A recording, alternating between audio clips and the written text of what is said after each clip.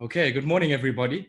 And thank you very much for taking time out to join us this morning for our webinar. It's great to be with you all, and a big thank you to the Nelson Mandela Foundation and Reimagine SA for putting together this part of a series of conversations that are ongoing, no doubt, not only just within those organizations, but across our society as well. And I think a great opportunity today to take a look at accelerating inclusive social housing at a municipal level, and some of the challenges, constraints, possibilities, and opportunities that have emerged from some of the collaborative conversations that are already underway in that space. So it's a real pleasure to be with you all. My name is Ayabong Atawe. I'm your facilitator for this morning. I'm a development economist and a broadcaster, and a real pleasure that I have today to be facilitating and moderating our conversation. I'm going to kick off our program this morning by just getting some opening remarks from somebody who certainly is no stranger to some of the debates we're going to be having today and the development sector more broadly. And that is the co-founder of Reimagine SA, Dr. Mampela Rampele. And she had this a message to give to us as we open our proceedings this morning.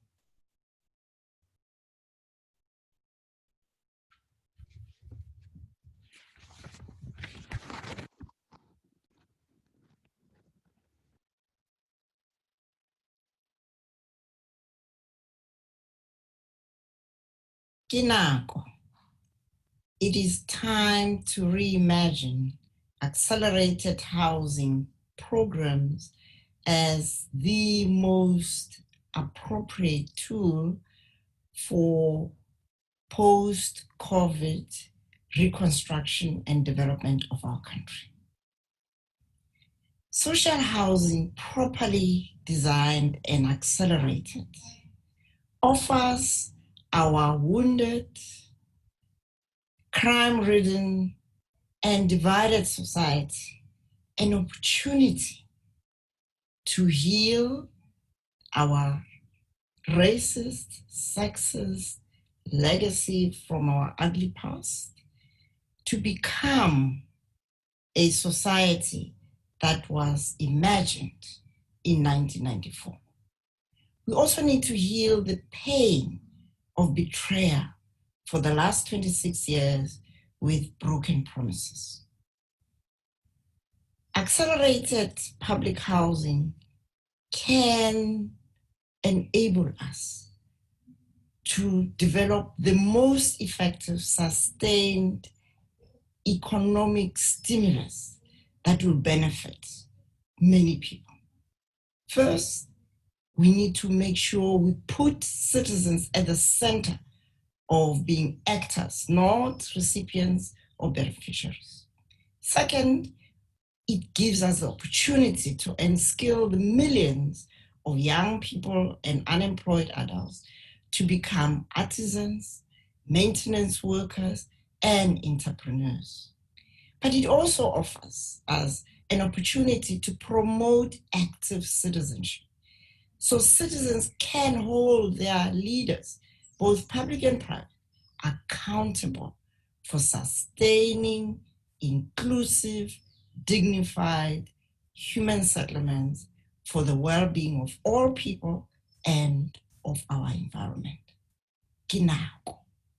Let us do it. Thank you.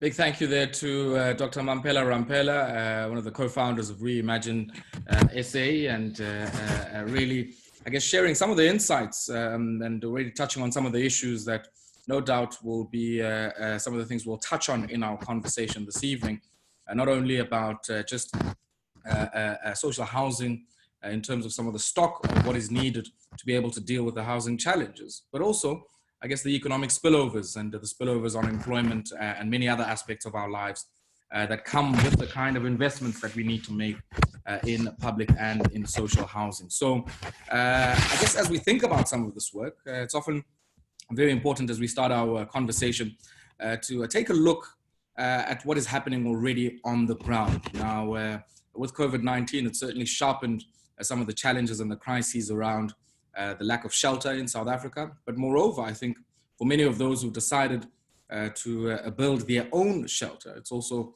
thrown up some issues around access to much needed social goods and public goods such as water, sanitation, and many other issues that have certainly come under the spotlight during this moment. Now, our colleagues out in the field put together this 6-minute video, really mapping out some of the issues, in particular in the Western Cape, just to at least foreground and to set us off this morning. Take a look at this.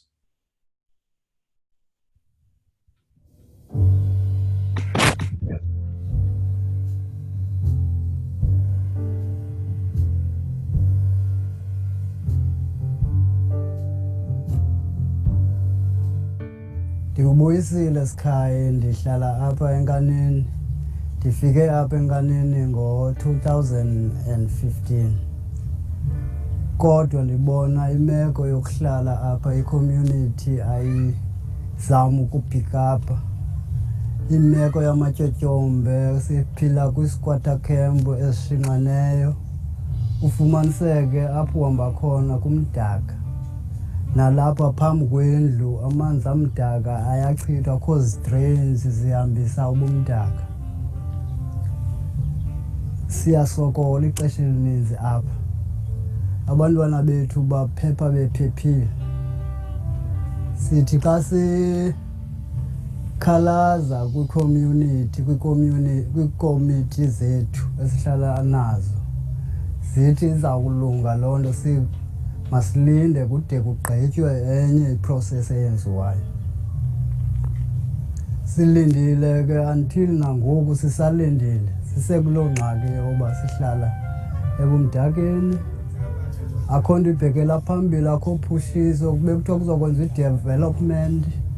Sisalindile loo development yoba kuphuhliswe apho sihlala khona, kubekho izipeyisi.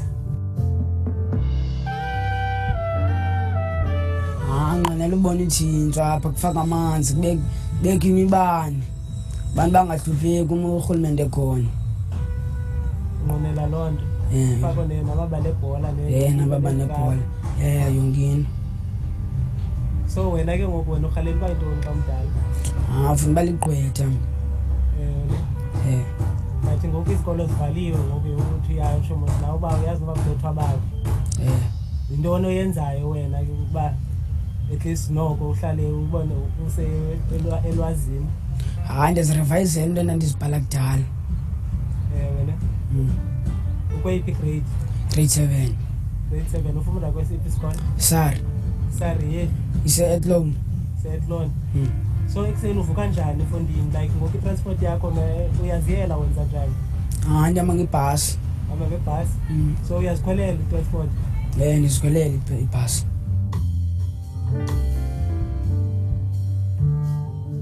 This and the youth that's now busy with this program, the commander of the South African Cadets, National Cadets, Randall Peterson, he came in and he's assisting us with this cadets program. So I'm grateful for that because now our children is not on the streets. They will have something to do.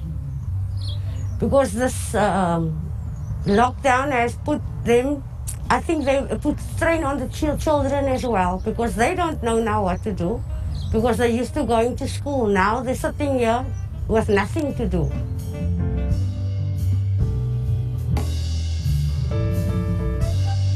Igama lami ndinguZinkhitha, ifani yami ndingumthambeka.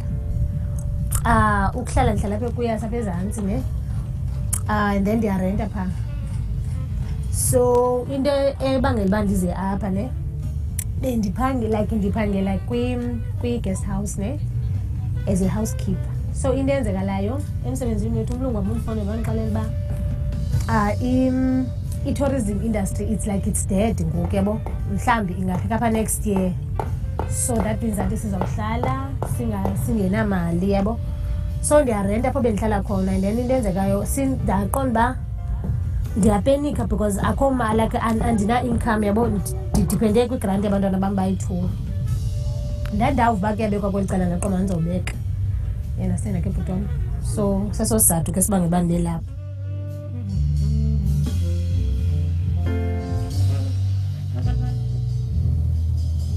ndiyazihlalela actually ndihlala endlini kamama ndayishiyelwa ngumamam yabo safika apha kuselibala and then sakheca together with mamam but ke unfortunately akasekho emhlabeni so ndihlala endlini yakhe wayendishiyele yona indawo so kokwam ngoku and then yeah izinto ezininzi ziyenzeka apha like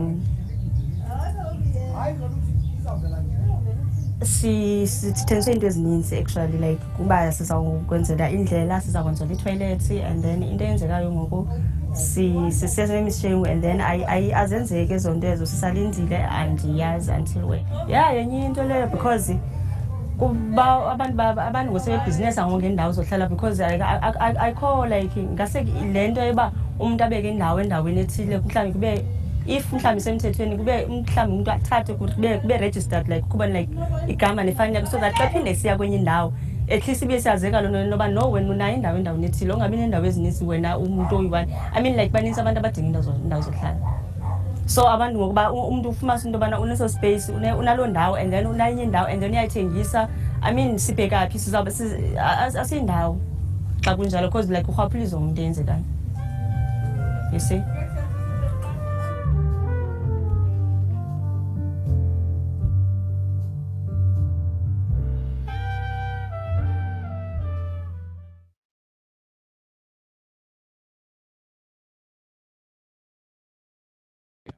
Thank you very much to the Reimagine team for putting together that 6-minute vignette there. And I guess really foregrounding some of the big issues in relation to the issue of land. If we think about Aluta's comment at the end, that there isn't a formalized way to register ownership or tenure on the land in many of our informal settlements, it certainly does raise some debates around the upgrading of those informal settlements and how that fits into our plans as we think about some of these issues and more broadly within our human settlements policy program. So I guess it gives me great pleasure this morning to have a very high-powered panel, I must say. Many of the people who are working at the front line of some of the debates around not only just social housing, but how we think differently about human settlements in many of our cities and in many of our rural areas, and what role there is, of course, for local governance structures in that space. We're joined by the Deputy Director General at the Department of Human Settlements, Neville Cheney. We're also going to be joined in the next few minutes by Nomfundo Dlamini, Programs Manager at the South African Cities Network. Also joined by Dr. Sijegula Mbanga, who's a Professor and Chair for Human Settlements at Nelson Mandela University in Nelson Mandela Bay. And also joined by Rory Gallagher, who is the CEO for the Social Housing Regulatory Authority.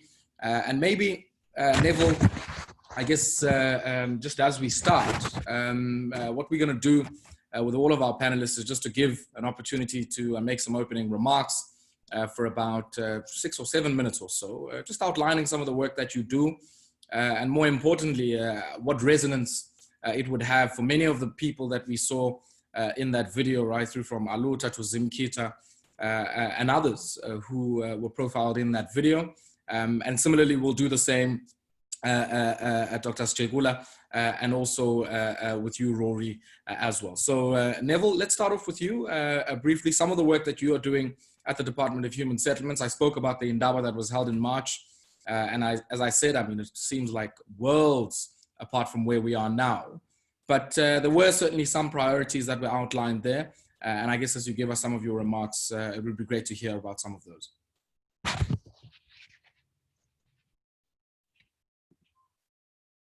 Sorry, I'm muting myself. Thanks, Ayabonga. Morning to everyone. Colleagues on the panel.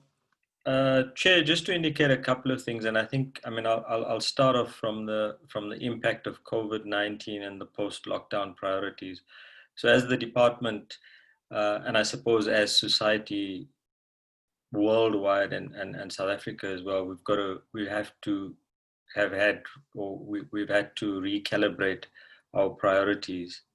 And in doing so, I think, I mean, COVID-19 has raised a couple of red flags, which we already knew existed, but we didn't do enough. And I think that's particularly if you look at the issue around poverty, inequality, and unemployment. and I think what it has done in many respects is also highlighted the fact that there's a cost to the spatial inequality and injustice, and it's not sustainable. And for a very long time, there were no consequences to it. And I think what happened was that COVID-19 just indicated what the consequences, what the social and economic consequences are of that spatial inequality and injustice. And I want to just focus on one issue, and that's the issue of inequality. I mean, the one issue that we have dealt with, and I suppose that it receives a lot of attention, is income and asset inequality. But one of the things that we need to look at, and which COVID has sharply brought to the fore, is the issue around infrastructure inequality. And it's sometimes one of those things that gets lost in our focus areas. And why do I refer to this? Because the lack of infrastructure equality has resulted in lack of water, lack of sanitation. It's also led to a situation where we don't have sufficient security of tenure, equality in relation to that. I mean, the third issue that it has done is that it's confirmed the success, and I think what we need to understand is that the success of any sector, and particularly human settlements, is based on active participation and citizens and all of society. And what it has done is it's demonstrated that the long-held principle of social contracts work, and they must form basis of any plans. Why do I say that? Because I think post '94 there's been a disconnect, particularly from government and the state as well, that we have not, and there's been a dislocation of that. The fourth issue is that notwithstanding the substantial amounts of funding made available, value for money, quality and monitoring particularly, and I think this is one of the introspections we've done as the National Department, has not reflected what we've invested. I mean, as the National Department, we on an annual basis over the last 10 to 15 years have been making allocations between 25 billion and 35 billion rand a year into providing water, sanitation, adequate housing, and title deeds to provinces and municipalities. And that in many respects does represent a substantial amount. Because I'm speaking about not over the, I mean, in total, we've probably, as a country, spent just under 400 billion since democracy in the program, and particularly it's exposed those fault lines in provinces and municipalities. So we've been caught napping on issues around the question of water, sanitation, and security of tenure. And the reason I'm talking about security of tenure, you would have known that during the course of COVID, there was a substantial amount of people that lived in backyards that were evicted, that resulted in some of this illegal land occupations. And you know, I know in certain quarters it was portrayed as being opportunist, but there was a consequence to the fact that you had the lockdown. A lot of the people that rent backyards are the petrol attendants, the people that work in the supermarkets, the cashiers, who rent a back room in any one of the areas, and they found themselves without any work, and there was a brutality that existed in relation to the way that they were then evicted. But just to focus, I think what it has done is that as the National Department, we've refocused our priorities, and you would have known. So it's informal settlement upgrading, it's the rapid development and release of service stands to households focused on a large number of people living in our backyards, but it's also coupled with some financing mechanisms to allow for construction of homes, upscaling the social and rental, and then active steps to improve the registration and issuance of title deeds.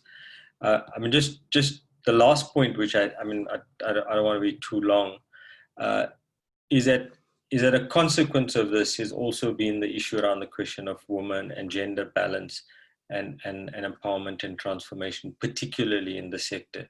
So it's not only in the value chain of human settlements provision, but also in the development chain, given the fact that the vast majority of people who suffer the consequences of no water, no sanitation, a lack of security of tenure are women. Thanks. Thanks a lot. Thanks a lot for those remarks, Neville. And we'll certainly come back, of course, to some of the other issues that you've raised as well, and the role that other actors can play in complementing some of the resources and the programs that the Department of Human Settlements has undertaken. And interestingly, some of the initiatives around self-building, the upgrade of informal settlements, and many of the other issues that you've raised are no doubt critical. Let me bring in Professor Chegula Mbanga, who is a professor and the chair for human settlements at the Nelson Mandela University. And Professor Mbanga, you have, I guess, same amount of time as Neville had. And just to briefly tell us about some of the work that you are doing, not only in the world of scholarship, but also one would think where scholarship is able to meet, community level organizing, and even, I guess, able to translate into policy outcomes, some of which Neville referred to earlier on.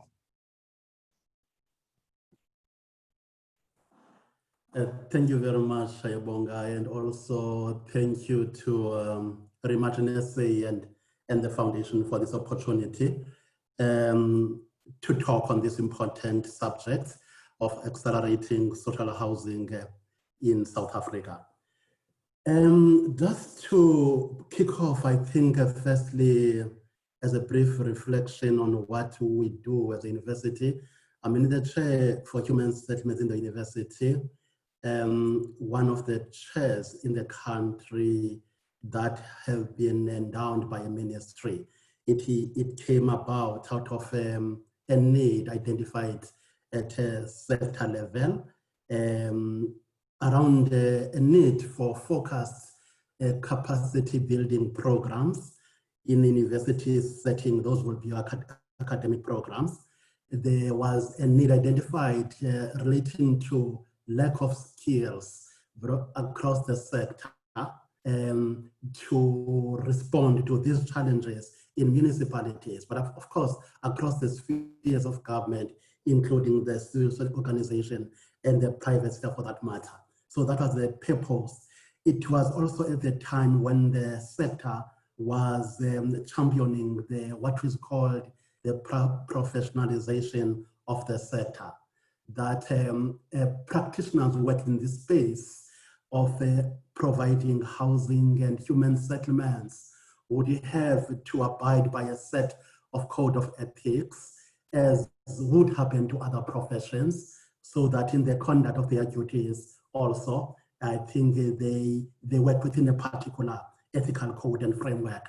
I think we've seen issues, I think, over the years around ethical public service provision and ethical housing delivery, and issues of fraud and corruption in the value chain, and accountability and consequence management for those.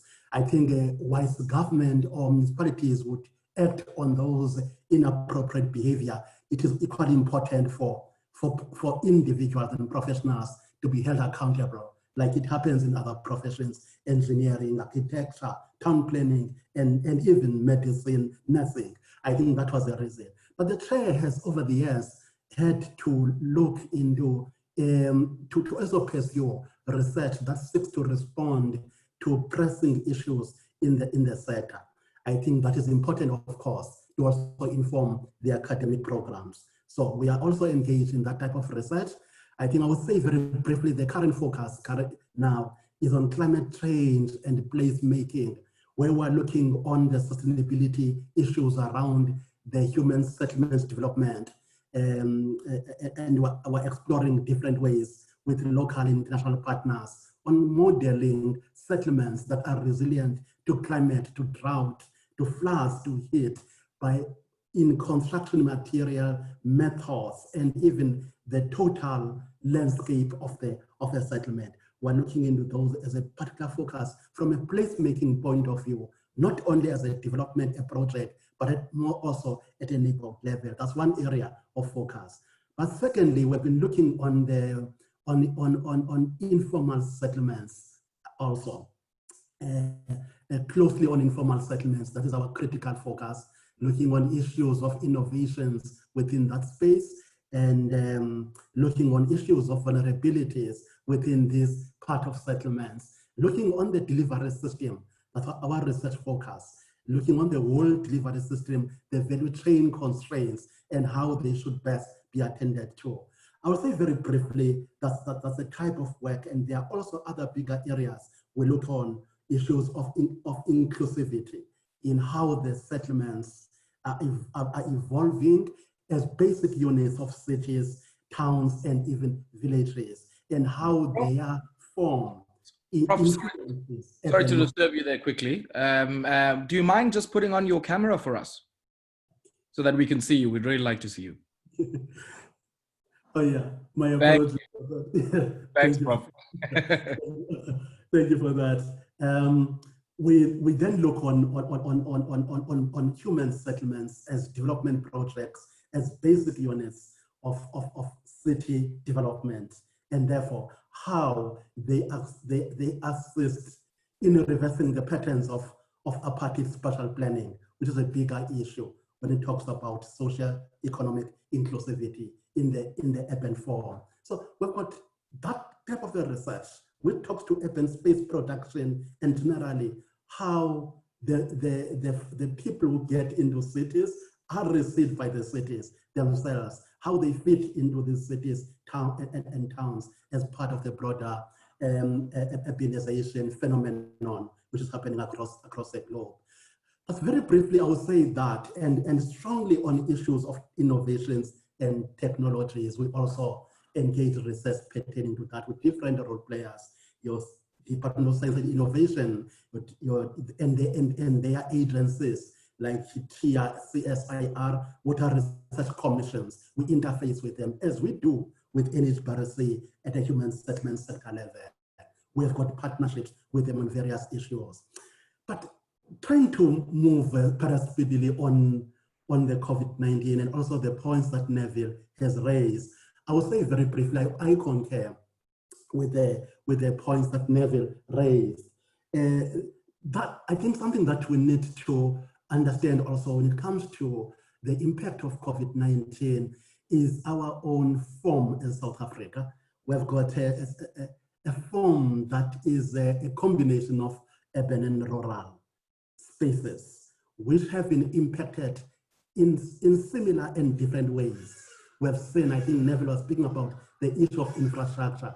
We've seen people also in the rural areas trying to reach out where they were supposed to be staying at home, trying to reach out for water when there was a breakage on the infrastructure, or there may not even water infrastructure. They have to travel distances. We saw children, I mean, over their heads, and women having buckets of water, drawing water from the streams and the rivers, and competing with animals. We've seen that in the rural space, but we've also seen the challenges in the urban space as well, of the impact of a lack of basic services, with people queuing on the water tanks provided by government, and therefore social distancing not being much observed in those spaces, people talking to each other. We've observed that.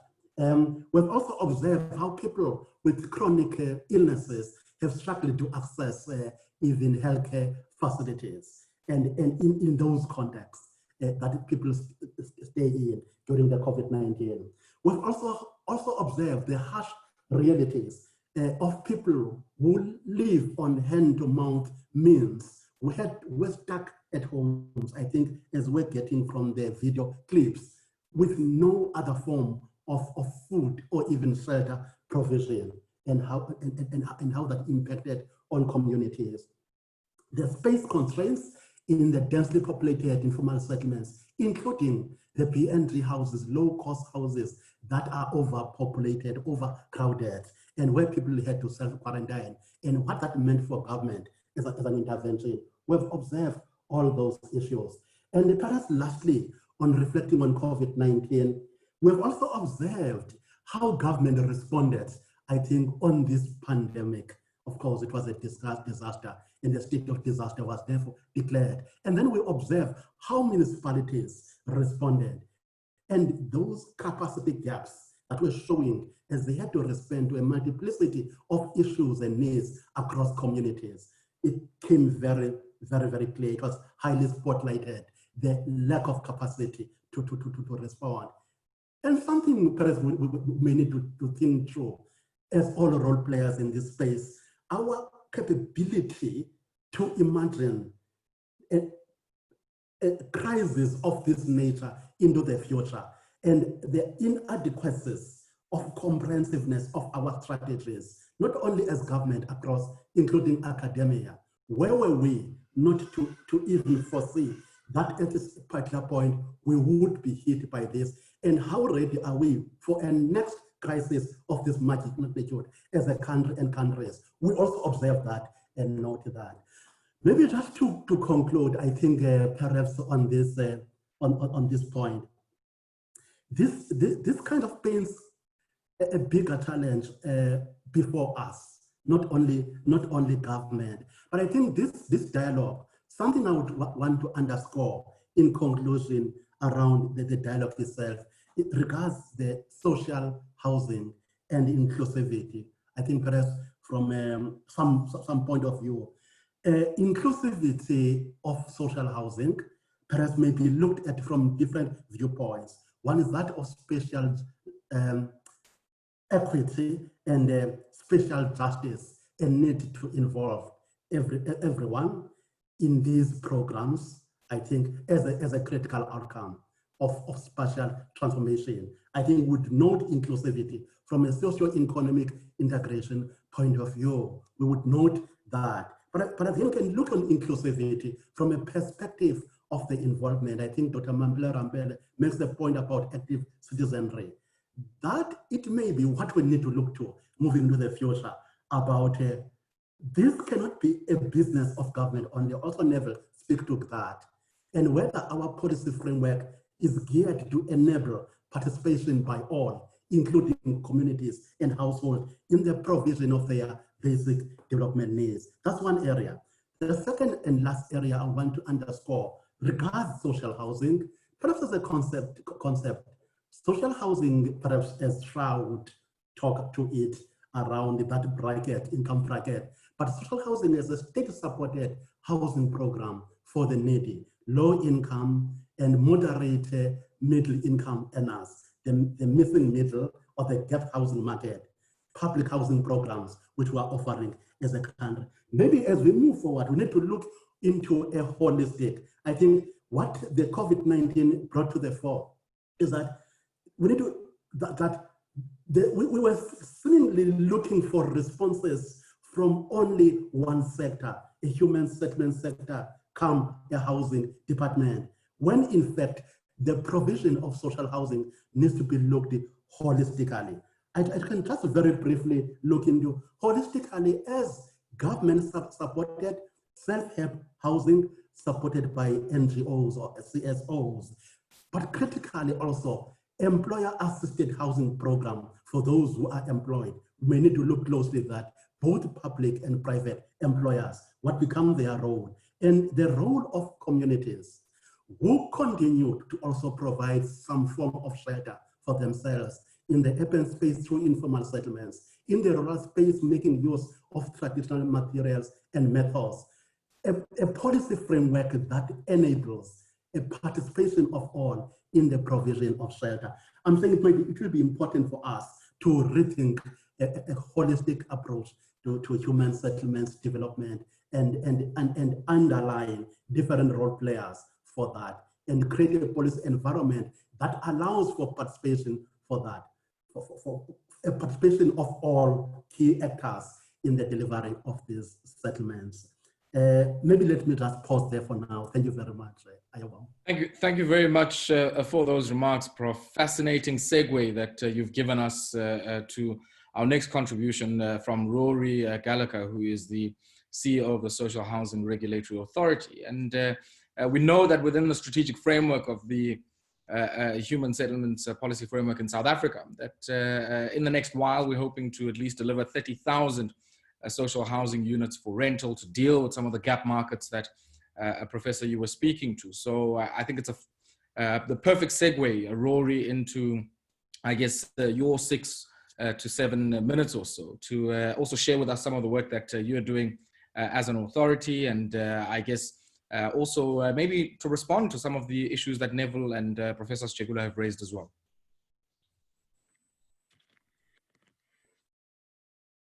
Thanks, Ayabonga. Thank you very much. In fact, I think the place to start is possibly where Dr. Rampele started. And it was borne out by your own clip and the descriptions that the participants made about what life is like for them. If you listen to Dr. Rampele, we need to actually, in a debate like this, we need to know or agree on what the problem statement is. On the one hand, is the problem statement about adequate shelter, which is effectively survival? We saw that gentleman who's got the sewer running past his dwelling. Or is the problem statement about poverty eradication? And poverty eradication is about creating jobs and about creating economic growth. So that's the starting point, because if you look at social housing and representing the Social Housing Regulatory Authority, as I do, we have to place social housing, we have to place affordable housing within an overall economic system and within what the economy is doing. I mean, if you look at some of the recent stats under COVID-19, GDP shrinkage of at least 7%, possibly going to get as high as 16%. GDP in the last quarter was just announced yesterday, compared to last year, shrank by 51%. Debt to GDP increasing from around about 60%, possibly going to reach as high as 80%. Unemployment increasing from around about 30%, getting possibly as bad as 37%. So it really is about what is the intervention from a government point of view and in a housing point of view within an economic context. And then Neville mentioned that when then the state responds and invests in the economy, one of the 4 main investment areas is upscaling social and rental housing. So even within the overall system, you have to place social housing within a bigger system, and what contribution does social housing make? So I'd like to propose to this webinar this question: which is the chicken and which is the egg? Because a lot of people think that you have the economy and you need a functioning economy so that you can have housing. But it's probably the other way around. We have housing investment and we invest in infrastructure so that we can have an economy and a thriving economy, so that people like the people in informal settlements, like the people in the clip, actually have real freedom, which is an ability to trade in an economy, buy and pay for housing themselves, because life is better, life is good, and there's money. So where does the SHRA come in? The Social Housing Regulatory Authority. Neville mentioned that government through the core department is investing upwards of 30 billion rand a year, a total of 400 billion since the dawn of democracy. Within that, the Social Housing Regulatory Authority has got a target of delivering 37,000 units. In fact, the president in the State of the Nation address announced the 37,000 units. Now, there's something that needs to happen when you have a regulatory authority, which is the SRA is a national public entity. It gets all of its money from Parliament. And the SRA needs to do we effectively need to intervene in a way that doesn't do the work of the citizen or do the work of private enterprise, but it facilitates for private enterprise and for citizens to thrive. So in delivering these 37,000 units, it's the SRA's job to enable, to empower, it's the SRA's job to invest the money that Neville mentioned, and it's the SRA's job afterwards to regulate what goes on the ground to make sure everybody gets a good deal. But let me just put the emphasis on something about that's what we must do, but there's something that needs to be said about the how and how we must do it. And that's where you heard a lot of the citizens mentioning that a lot of promises have been made, they're waiting for too long, etc., etc. So it's in the execution of how the SRA does its job that becomes important. Our job is to make sure that we build trust.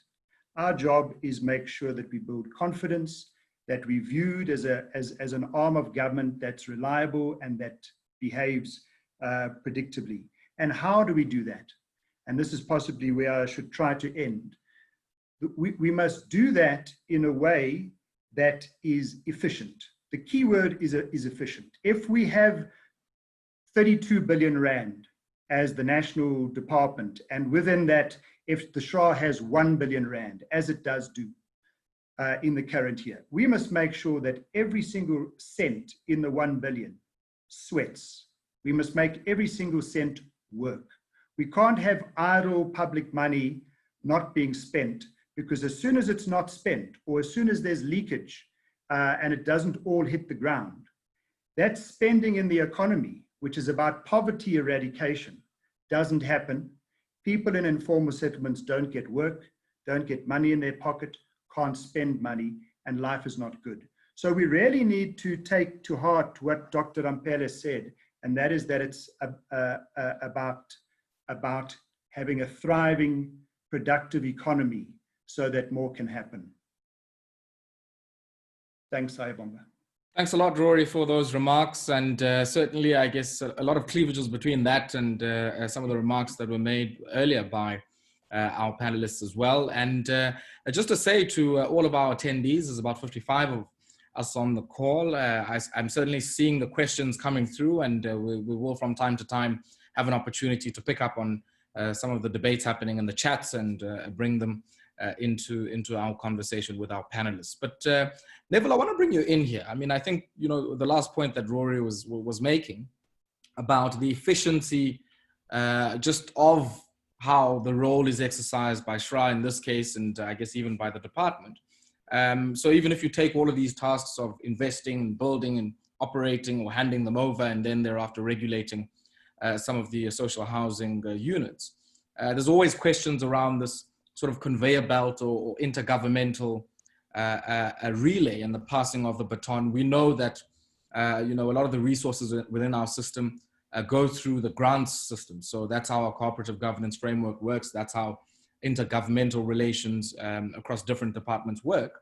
And I guess the question that I have for you is, what then becomes the role of you know, yourselves as a department and some of the agencies that are part of your department in being able to make sure that all of the good things that we're talking about here by way of, you know, innovative construction materials, you know, servicing plots so that people can build their own homes, upgrade of informal settlements, that everybody's batting on the same wicket. Everybody is singing for the same song sheet, especially at a municipal level, which is often the recipient of some of the conditional grants for some of the purposes that I've outlined.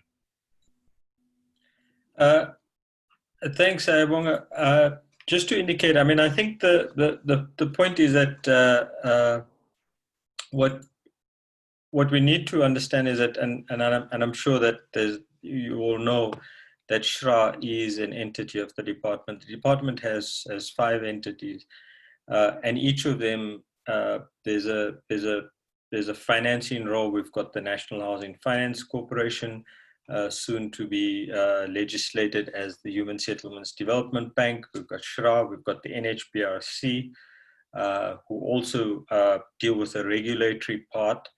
And then they've also got a management and oversight role in relation to oversight, innovation, sorry. And then you've got the community schemes ombud service. And then you've also got the estate agents affairs board, soon to be the property practitioners regulatory authority. And and then there's the housing development agency. So you'll see in relation to, there's a set of entities that deal with regulation, and basically to ensure that the standards, norms, compliance is enforced and oversighted. And then there's the investment part, because one of the things that we need to understand is that there's been a substantial market failure that has resulted from the inherited systems that we've had. So you'll know that poor households battle to get finance. There's the whole issue of redlining that occurs. It might not be so as banks indicate now, but all of those things occur. So what we've done as government, and I think it's important not to see the department as a separate organ from what happens across the board. So that's what we do, and there's a synchronization, a coordination of what we do. So we as a national department, we put together the strategic plans, and those 4 issues that I raised now has to then be put in place and activated by the entities, the provinces, and the municipalities. So the important aspect here is that constitutionally, municipalities and provinces are the implementers. And as the national department, we provide the policy, we provide the legislation, we provide the monitoring frameworks, and that's what we've done. But I think what we all need to concede is, and it's an issue that together with National Treasury, there's regularly these things that happen, the expenditure reviews. And one of the things that we need to now own up to is whether or not we've achieved value for money. Because the questions that come up around the question of informal settlement upgrading, rapid land release, some of the consequences of that is that there's been a focus on big construction to undertake the process. And that has had its flaws. So some of the consequences of that means that we've got to rethink what we're doing. But all of those things are not issues that need to be done in future, because those things exist. The informal settlement upgrading program exists.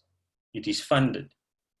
For this financial year, there's approximately 5 billion that we've allocated to municipalities and provinces to fund that program. The social housing program, the same thing. I mean, I think it's probably about R1 billion. And there's other programs that are in place. So the coordination, the management, and the alignment of those programs, there's intergovernmental mechanisms, as we all know, in place. The issue is that we have conceded as a department, we've just got to be able to hold people accountable. Because you cannot have a situation where you've been giving municipalities or allocating to municipalities substantial amounts of money to provide water, sanitation, procurement of land, provide of security of tenure, where we then discover, as a result of COVID, that there's insufficient water. There's water tanks had to be provided to municipalities, which we had provided funding to do that. And sadly to say, it included some of the metropolitan municipalities. Thank you. I guess, Neville, some of the issues that you're raising really touch on what the Professor Mbanga was saying, massive capacity gaps at a municipal level. And we'll come back to that theme, because I think there's a lot that's been said about the district development model and how we can make sure that there's a lot more coordination, alignment, but also the expenditure reviews that you're talking about don't only find the problem 3 years down the line at the end of the MTEF period, when all of this money has been allocated from year 1, year 2, year 3, year 4, we have a crisis, it might be a drought or it might be something else, and you find that you sort of totally unprepared for the implications of that drought and what that means by way of access to basic services. Rory, let me bring you in here, because I think you might also want to comment just on this conveyor belt I was talking about and how the rubber meets the road at a municipal level. But I also want to bring in and maybe overlay that with a question that's come through on the chat from Lauren Royston from Seri, who says, can we envisage a role for SHRA in regulating the provision and management of alternative accommodation when evictions happen? And we certainly know that evictions are a phenomenon you find everywhere. You find it as much in the eThekwini metro and maybe or elsewhere in the urban space, as you maybe would say in some of the more rural districts or rural local municipalities that we have.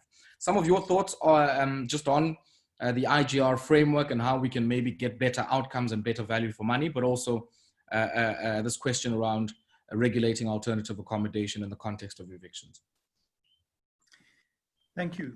Yes, I see that question from Lauren. So let's come to some of those pieces, but let's go first back to the most fundamental and original choice, because very often we like to start to behave in a way where we're projecting an assumption that everything that we do, including all policy choices that we make, are compromise driven.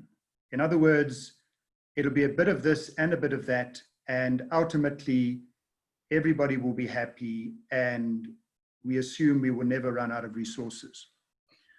What if that is not true? What if we're wrong about that? So let's take Lauren's question, which is housing from a rights perspective. If we focus on housing from a rights perspective, and we don't do enough to make sure that the system itself is as efficient as humanly possible, every single cent is working, and every single cent is moving. There's no leakage. There is robustness. There is production. Capacity that is being hemorrhaged and value that is being destroyed is not destroyed. Construction companies are not going bankrupt. Transformation is real. There's real transformation in the economy as far as who is benefiting from the spending.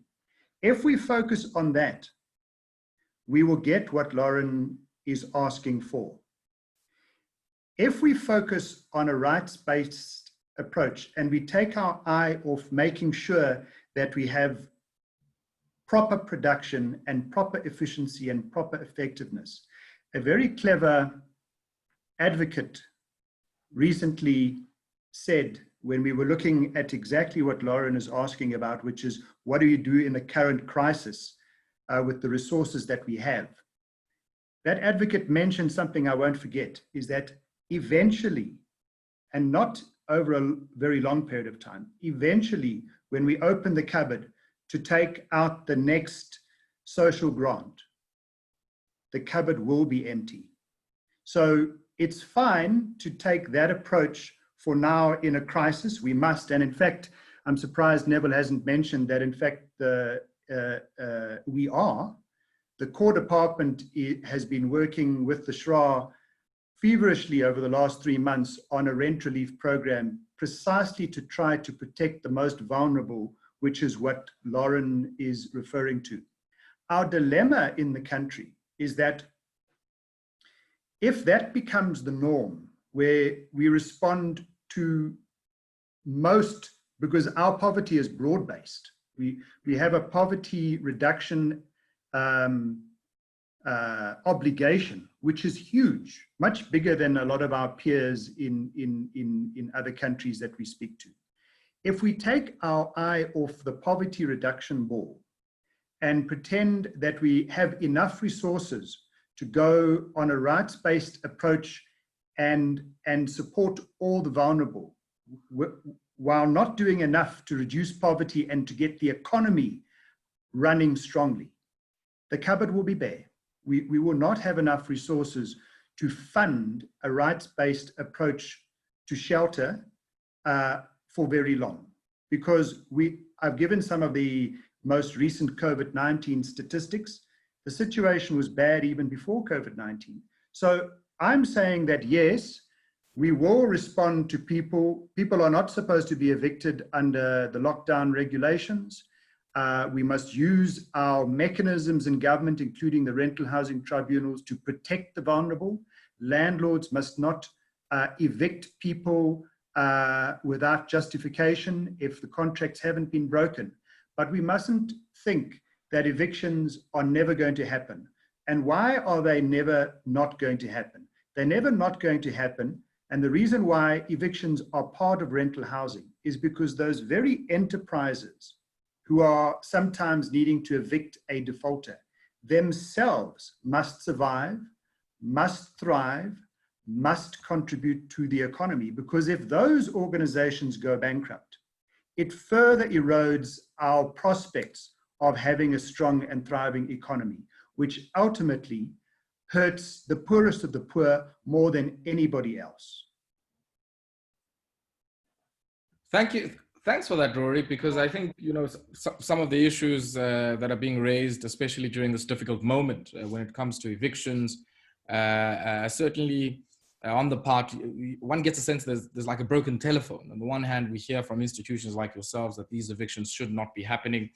And then, you know, you often hear in the newspapers that evictions are happening in many of our metros and even in some of our rural municipalities. And so I guess it's an important point to underscore. But also the point that we need to get production and the demand going in the South African economy again, so that you don't find ourselves in a situation where even our focus on the fiscal side of things, we find that that space is limited in terms of what can be provided alongside, of course, the role that other people can play, financiers, community organizations, and even, as we saw recently, cooperative financial institutions as well. Professor Mbanga, I want to bring you in here on a point you were raising just as you started making your remarks, which was, you know, the role that, you know, institutions like Nelson Mandela University and, you know, the role that you play as the chair there, how that contributes to the regularization of some of the work in this sector. And I want to bring that, I guess, to another point that a lot of people have raised, which is around recognition of prior learning, be it in the formal or informal sense. You saw in that video, you know, that, and even when there's been a shack fire somewhere, you find that there are people who are on hand, willing to set up new structures. And the big question is, how do you make sure that some of those people who already have some expertise, who have done this for a considerable amount of time, who might not have the certification, how do you make sure that they become part of the value chain, either as employees or even as entrepreneurs? And I also want to link that to a question Wandile Ndengo was asking, saying the students that are coming out of Kwano College at the University of Fort Hare and your university, Nelson Mandela University, in the human settlements programs, how do we make sure that in the budgeting that our colleagues have been speaking about, that there's some incorporation of not only bursaries, upskilling, and even postgraduate opportunities for them, so that we build some kind of a system of innovation within the sector as well that has a critical role for institutions of scholarship like yourselves?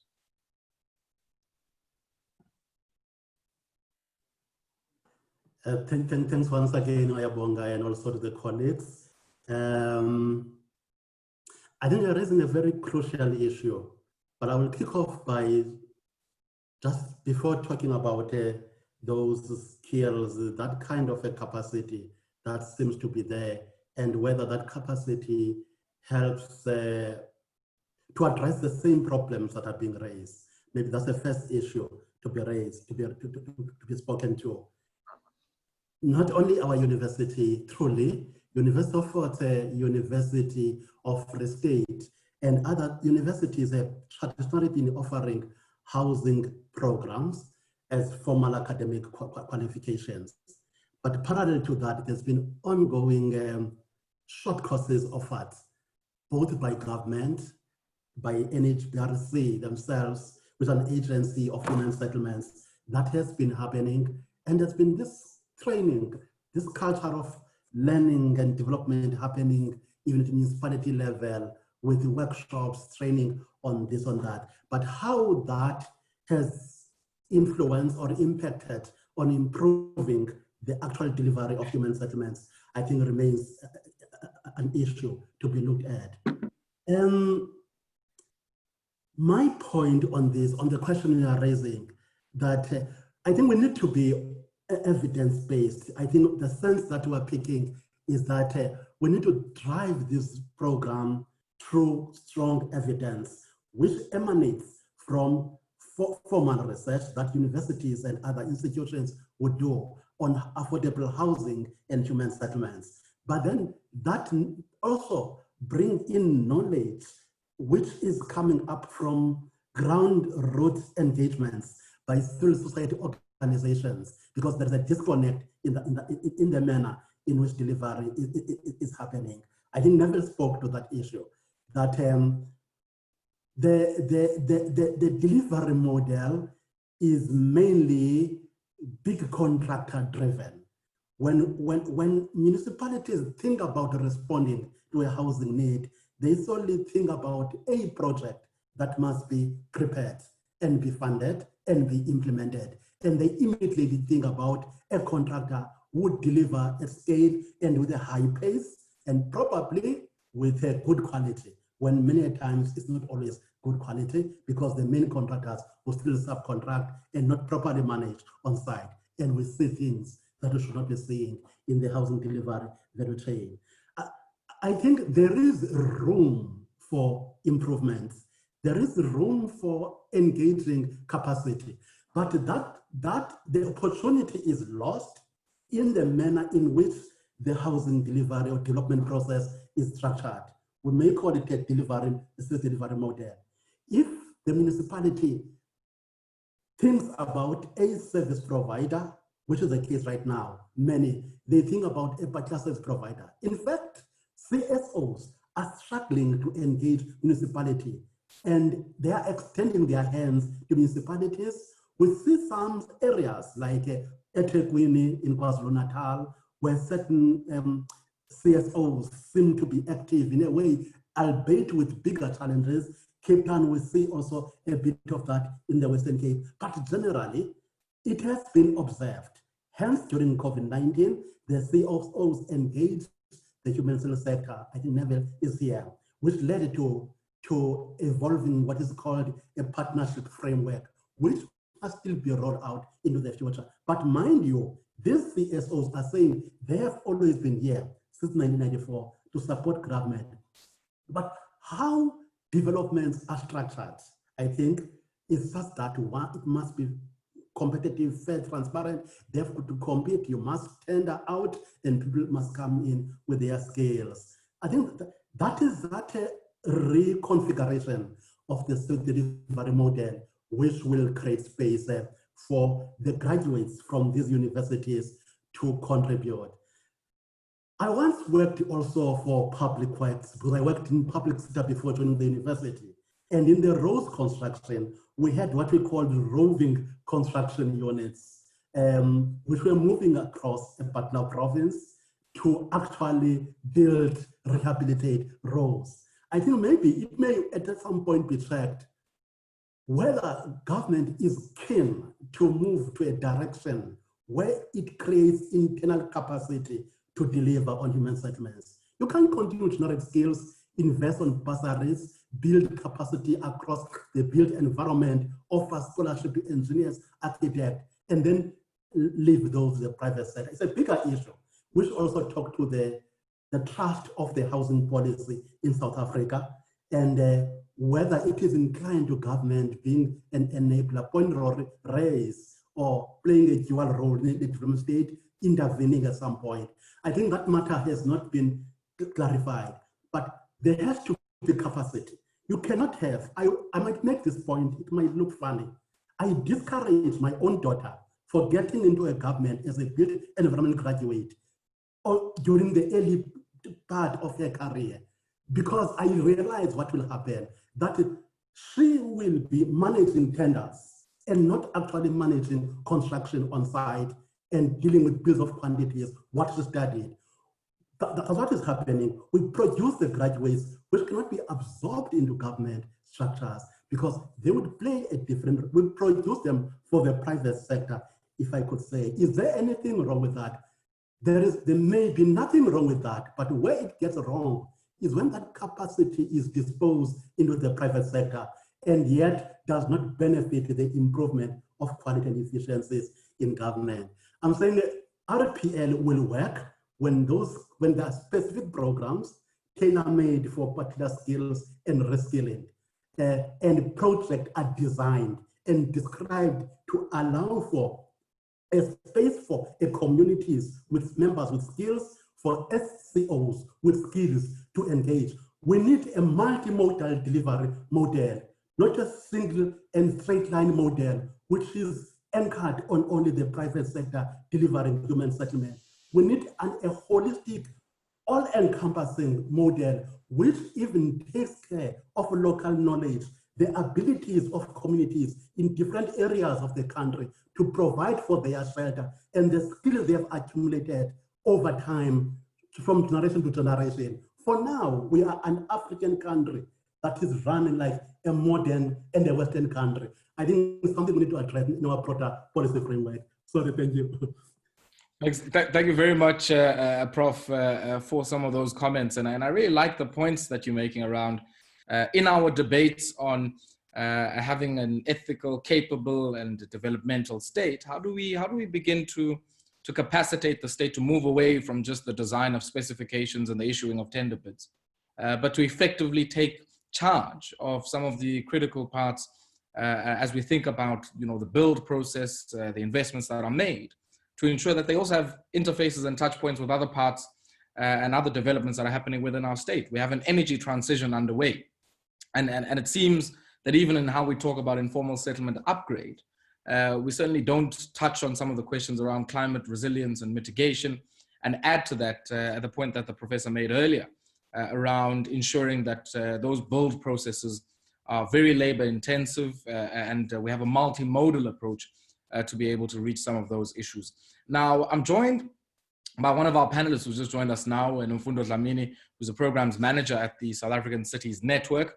And Nomfundo, a real pleasure to have you join us. And just to give you a sense of where some of the debates are at the moment, we touched on some of the institutional questions, the role of the department in relation to other agencies that work within the ecosystem, also including within government, I guess municipalities for the purposes of our conversation this morning.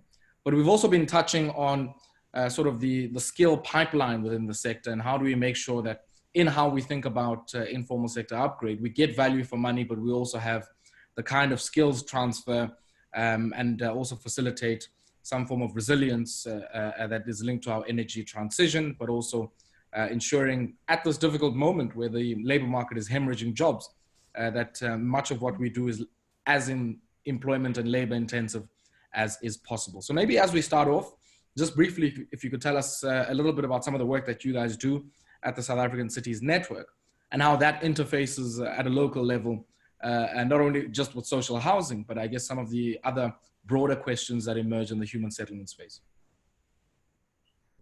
Good morning. Good morning to everybody who's joined on the call. Thank you, Abonga, for that very comprehensive introduction. So great. My name is Nomfundo Dlamini. I'm the Programs Manager for Productive Cities at the South African Cities Network. And for those who have not interacted with our organization before, we are a knowledge-based research institution that works pertaining to urban development. And so we've got close liaison and relations with COCTA through the IUDF program. And we primarily work in close proximity to our member cities that constitute of the 8 metropolitan cities within the South African context. And truly, as was being said, our focus areas really delve from looking at issues of inclusion, looking at issues of productivity, so that pertains to your economic development focal areas. We have the built environment and spatial transformation contingent, as well as looking at issues pertaining to governance and sustainability. And so the work that we do, and one of the things that we primarily premise our strength on, is always being the liaison entity that is often able to assist in advocacy for the local government state. And like I'd mentioned, we work in close proximity with our member cities. So from city leadership, your practitioners, the individuals who are often responsible for implementing the very targeted interventions.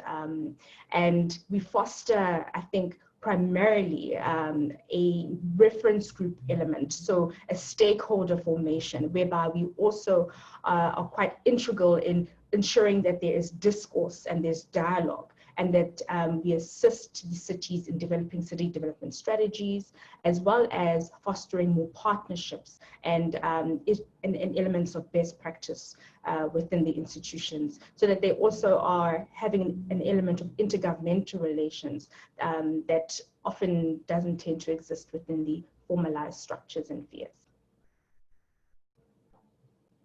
You know, Nomfundo, just, I mean, on the point you're raising there, earlier on, Neville was speaking about how we tend to overlook infrastructure inequality. And I'm quite interested, I mean, when you work with the entities you work with, be it in their integrated development plan, their spatial development frameworks, you know, and everything about how space is going to be used to develop that area and how that is decided. You know, how much of that, I guess, you know, has interface from other agencies, tiers of government, and in particular, maybe community-based organizations that are working in the area. And I would also venture to add also, I guess, local entrepreneurs and other interests who might have a vested stake in the outcomes that come out of that process. I think that's quite an integral perspective to have. And I think in how it is that we have wanted to garner our interaction as an organization, especially as program managers, in terms of the work that we are doing, is to always ensure that there is that element of fostering collaboration between the various sectors and spheres. I'll speak towards a program that I am primarily responsible for, pertaining to township economic development. And right now, we are looking with the Gauteng provincial government to promulgate a Township Economic Development Act. And so what was necessitated in that element is to firstly understand what is within the parameters of, for example, provincial government to be able to do and to institutionalize within the local government sphere. And in this element, we know that we are often straddling between metropolitans and also smaller municipalities, who are also run by their own constituents, who also have bylaws in place. And so there are mechanisms and strategies that are coexisting there. And often at times, the spheres of government, as we correctly said, are interrelated and interdependent. But at the same time, the element of correlation and codependency is not often as well attributed, especially with regards to the interventions and how it is that we navigate that space. And understanding that also, like you're saying, areas in South Africa that really need to be targeted, that are often still facing most of the rife, especially pertaining to economic opportunity and economic development, are still categorized legally as our township spaces. And here we are finding that real economic opportunity exists and can be catalyzed, but we also need to ensure that this is enabled through our laws and our legislation.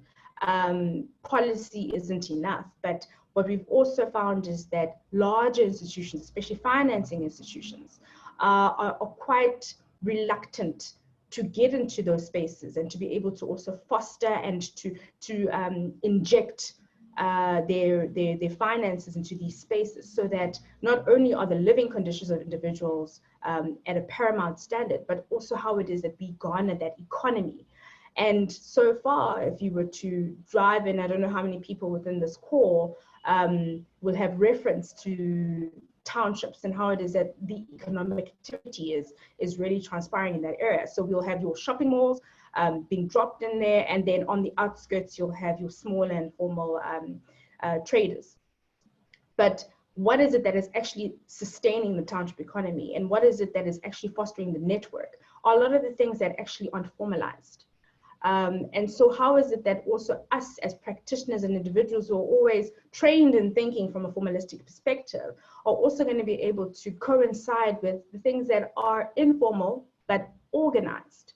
Because often at times we juxtapose the formal and the informal to think that they are opposite sides of the spectrum, without actually looking at intrinsic ways upon which that we can co-opt the various mechanisms and develop them into something that is intrinsic to us and is beneficial for us and can be sustained by us. So that has our particular print and footprint as individuals who often derive from those spaces, but also as individuals who are wanting to develop and catalyze the opportunity within those kind of parameters. So that's just an idea of some of the work that I'm currently doing, especially pertaining to the township economy, for example. I mean, we can really speak about this across the urban development domain, whereby even within the inner city, there's lots of work that needs to transpire there. And I think you'd mentioned something pertaining to the IDP processes and planning. And one of the programs that we also ran pertains to the built environment integration task team, whereby practitioners are actually given the voice. And I don't know how many times we stop and we listen to the individuals who are in charge of transforming these particular spaces and localities. And often the challenges that pertain to governance within our municipal areas, and also the challenges that also pertain to the political and administrative interface. Having worked previously for a local government that was actually coalition run, I cannot emphasize how hard it was just to also get policies and interventions passed, to get a budget passed within council would sometimes take months on end, and all because of the political administrative interface, and how that is also quite integral in terms of how it is that practitioners are enabled to do their jobs and supported to do their jobs. And then also on a political basis, the manifestos and the acumen that is often at times attributed to what it is that the mandates of those particular leaders is often set to do, can often at times not be achieved. And this is because of that element of not understanding the planning processes, not understanding what it actually undertakes, and also the stresses and constraints that a lot of practitioners also face, just in being able to ensure that the strategic development plans, as well as the annual performance plans and so on of municipalities are actually attributed. Mufunda, I want us to pause here for a second, because I think a few of the issues that you're flagging there, the political administrative interface, I think is a critical one. And Neville, I'm going to get your comment on this shortly. But also, Neville, you were making reference earlier on to all of the sort of different amounts that have been divvied out within the human settlements ecosystem within the public service. And I'm quite interested, when you think about those resources, alongside maybe the resources other social actors might be wielding, financiers, developers, and many of those, I guess, even at a local level, the professor was also talking about employer-provided housing. I'm quite interested, I guess, in where you see that playing a role in a complementary fashion, in a fiscal outlook that certainly is narrowing in its space to be able to inject a lot of stimulus into our economy. So what's your view on what role the private sector can play, what role pension funds can play, in being able, I guess, to get us across the line, not only from a funding perspective, but also even in terms of, I guess, the content of the construction, and even potentially later on operation and handover? Thanks, Abunga. I think one of the cornerstones of the grants that we provide is that it's not supposed to be entirely, all of the programs are not entirely supposed to be funded by government. So there's a substantial amount of additional investment that one expects, and I think this has been one of the flaws that we've experienced, not across the board. So Rory will tell you that in each of the social housing programs and projects that we've implemented, there's anything between 30 to 40% which comes from private sector funding. So there's a number of banks that have come forward, but also in relation to what that has done. So, for example, if you look at the city of Joburg, there are substantially large number of units that have been directly funded, partially by Rory the Shra. But then you've also had a substantial amount of additional investment that's come from various other private sector, funders, financiers. Because one of the things that what we're wanting to do as government, and I think that's what we must do, is be an enabler, be a facilitator. So we go in, we put in the funding, and you will have some kind of uptick from the community and private sector. So that has occurred to a measure. So if you look at what has happened in Braamfontein, a substantial amount of the funding or the co-investment financing that came from there, that went into some of those buildings that were upgraded, was from the Gauteng Partnership Fund, which is an entity of the Gauteng provincial government. Rory will give you an indication of that. Where we have not seen a substantial amount of that is the integrated residential. So, for example, if you look at the typical subsidized or RDP developments, there we've not seen very much co-investment, and that has been one of the issues that we're trying to pick up now.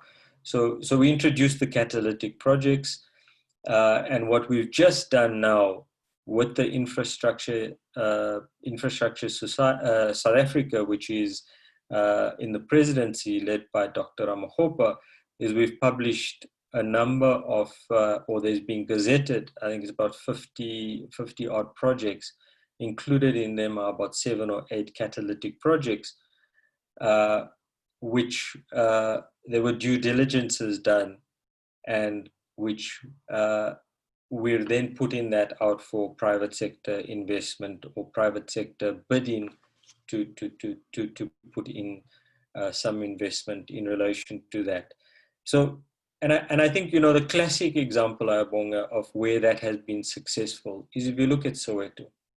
When Mayor Masondo was there, one of the things that he did was put in the water, put in the sanitation, tar the roads, put in the street lighting, and the private sector investment followed. So that's that is a typical situation that one would say that there's government leads, private sector follows, and there's a good synergy around that.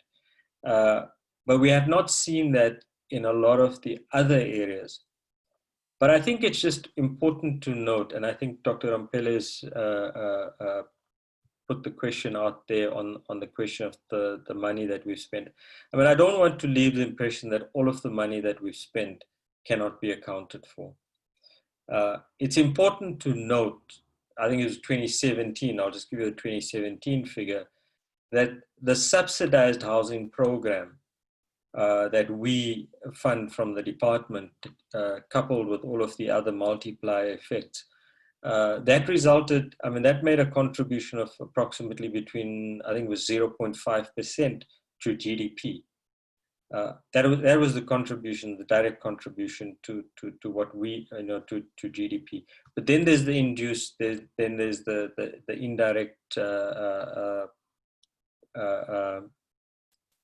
contribution that gets made. The other important thing around the question of investment is that we must also not forget the investment that the household makes, or the beneficiary of the house. I mean, they make substantial amounts of investment into their house. And that includes informal settlements, because one of the, I suppose one of the things that we don't take into consideration is how much of investment does go into those settlements from the households themselves. Albeit it might not be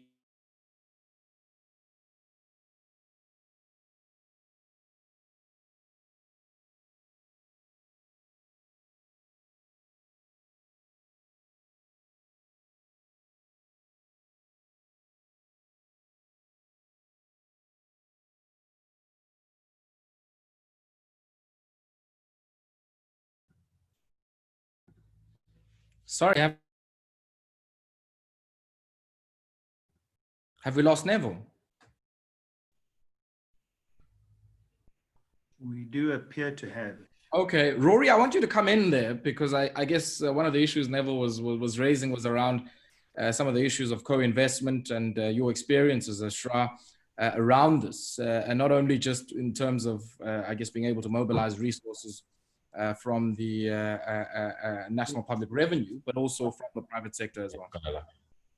Yeah, you see, I think Ayabonga, I think you went and put your finger right on exactly the right spot, and that is investment in human settlements, investment in housing beyond the state budget.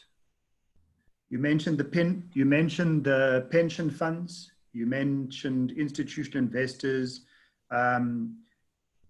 There could be equity investors, financial institutions, the banks. And then I'm so glad Neville added to that, don't forget the third major investor, and that is the consumer of the housing, who is the owner of the house or the tenant of the house. So those are the three parts. It's state investment, it's private investment, it's state investment, it's private investment as in corporate private, and it's private investment as in the consumer of the housing. The system needs those three contributors. So at the present time, seeing as I'm telling you that I think you put your finger on the button, at the present time, the investment from, let's call it institutional investors or private enterprise or private capital, is inadequate by a very large margin. It's not inadequate by a very large margin for irrational reasons. There are rational reasons why the investment lags behind and is not where it needs to be. It's also true what Neville said, that there's been some inroads made recently. He mentioned the SIDS program that was gazetted and announced by the president. We as the Shra have signed a MOU with the PIC, and there's many things that are happening, but it's not enough. Now, to get to how do we make it to be enough? The 4 programs within state-supported human settlements investment is almost staggered. You start with the most vulnerable, which is the informal settlements upgrades, so that basic shelter and services exist. And you go up the chain. So at a certain point, you reach social housing.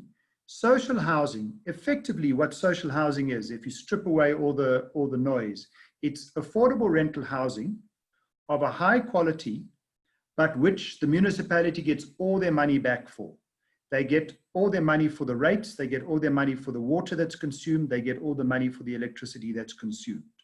Okay, and the people who live in these units would not ordinarily, without the state subsidizing or funding the construction of the unit, would not ordinarily in an ordinary open economy be able to access those units on their current incomes. So people who get access to these units get a foothold in the economy. They are paying a sub-economic rental. But then over time, as they become stable in the economy as families, they can move to the next level up, which is also on a sliding scale supported by the state. So for example, through the FLISP program, ownership housing.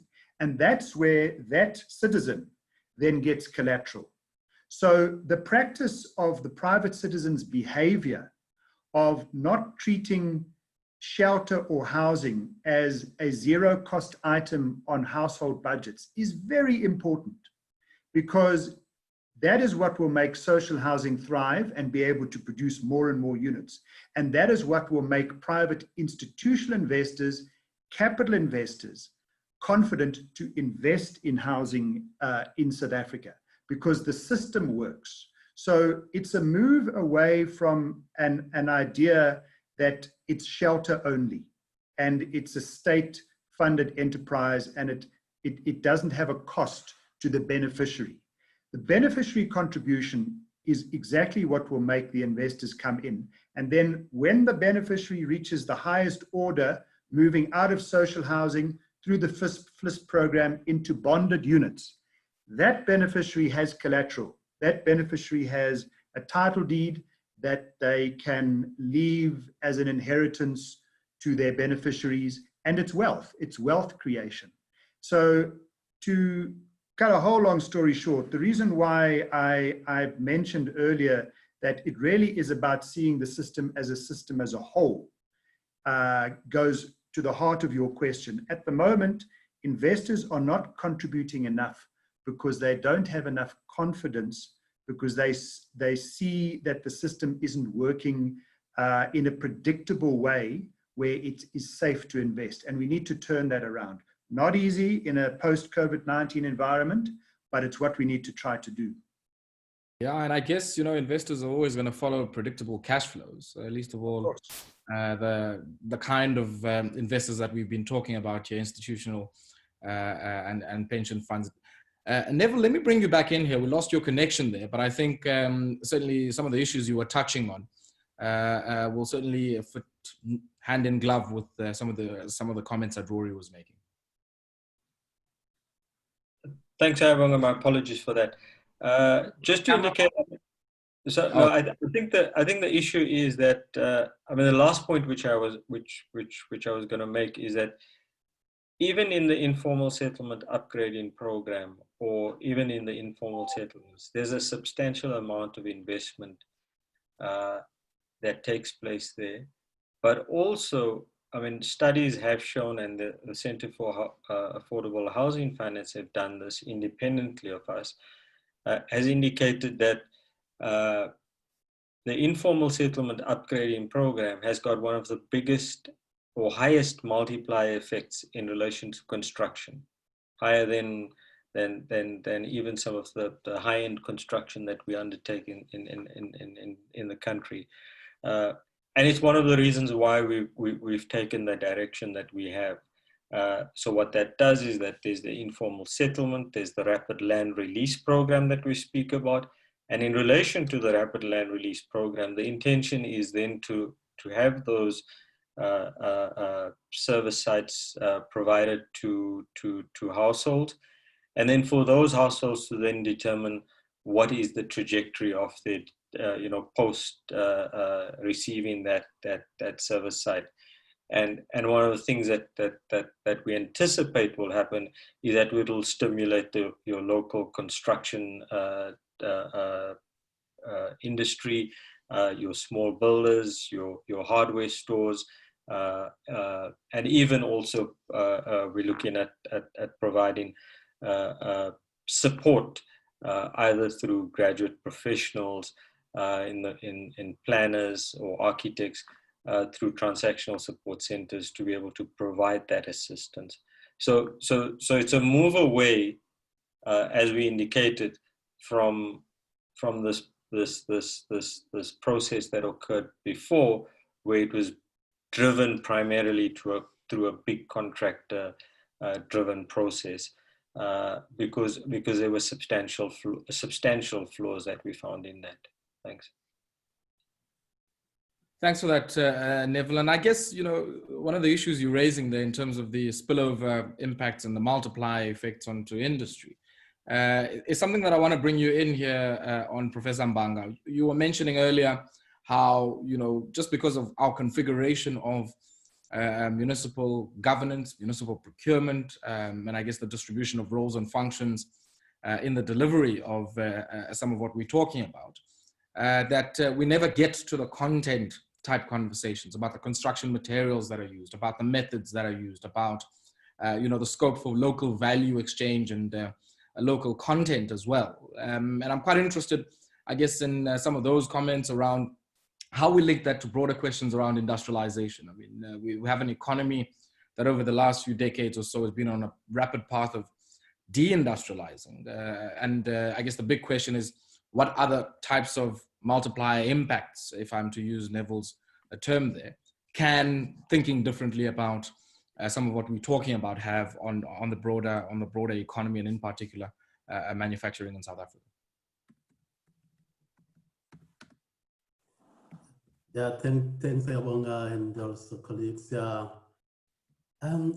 just on that one, I think also Neville are raising an important point, which is also linked to the point that Rory was leading us to about this intersect between poverty and economy, or housing and the economy, and how the social housing program should impact on economic development and how best that to be driven. I think this is exactly around how the value chain is managed to create opportunities for other sectors of the economy to participate and to draw in other skills, I think, within the economy also, and nurture new skills that are required through innovations.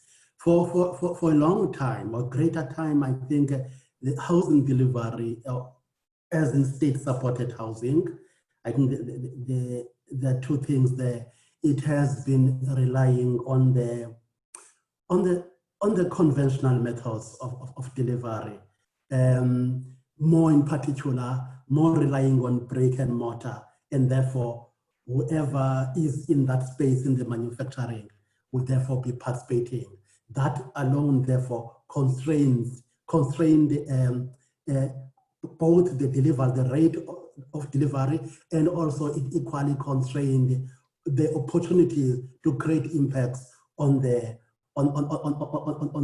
economy itself in terms of the multiplier effects, because we are taking this single road over time, and that is established, I think, within municipalities. The one is the methods of delivery through the traditional procurement of contractors, including the materials to be used, without other programs which are aimed at stimulating production of those local materials, which would still be certified. I think there are instances where the communities will say that they are producing their bricks, but there seems to be no space for their bricks to be used in the building of their own state-supported houses.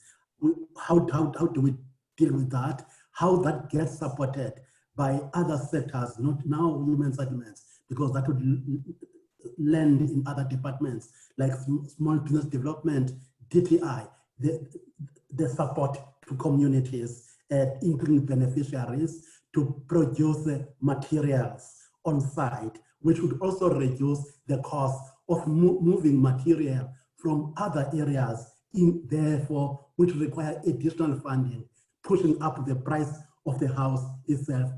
As we have seen, if we talk about cost efficiencies, we would need to balance that.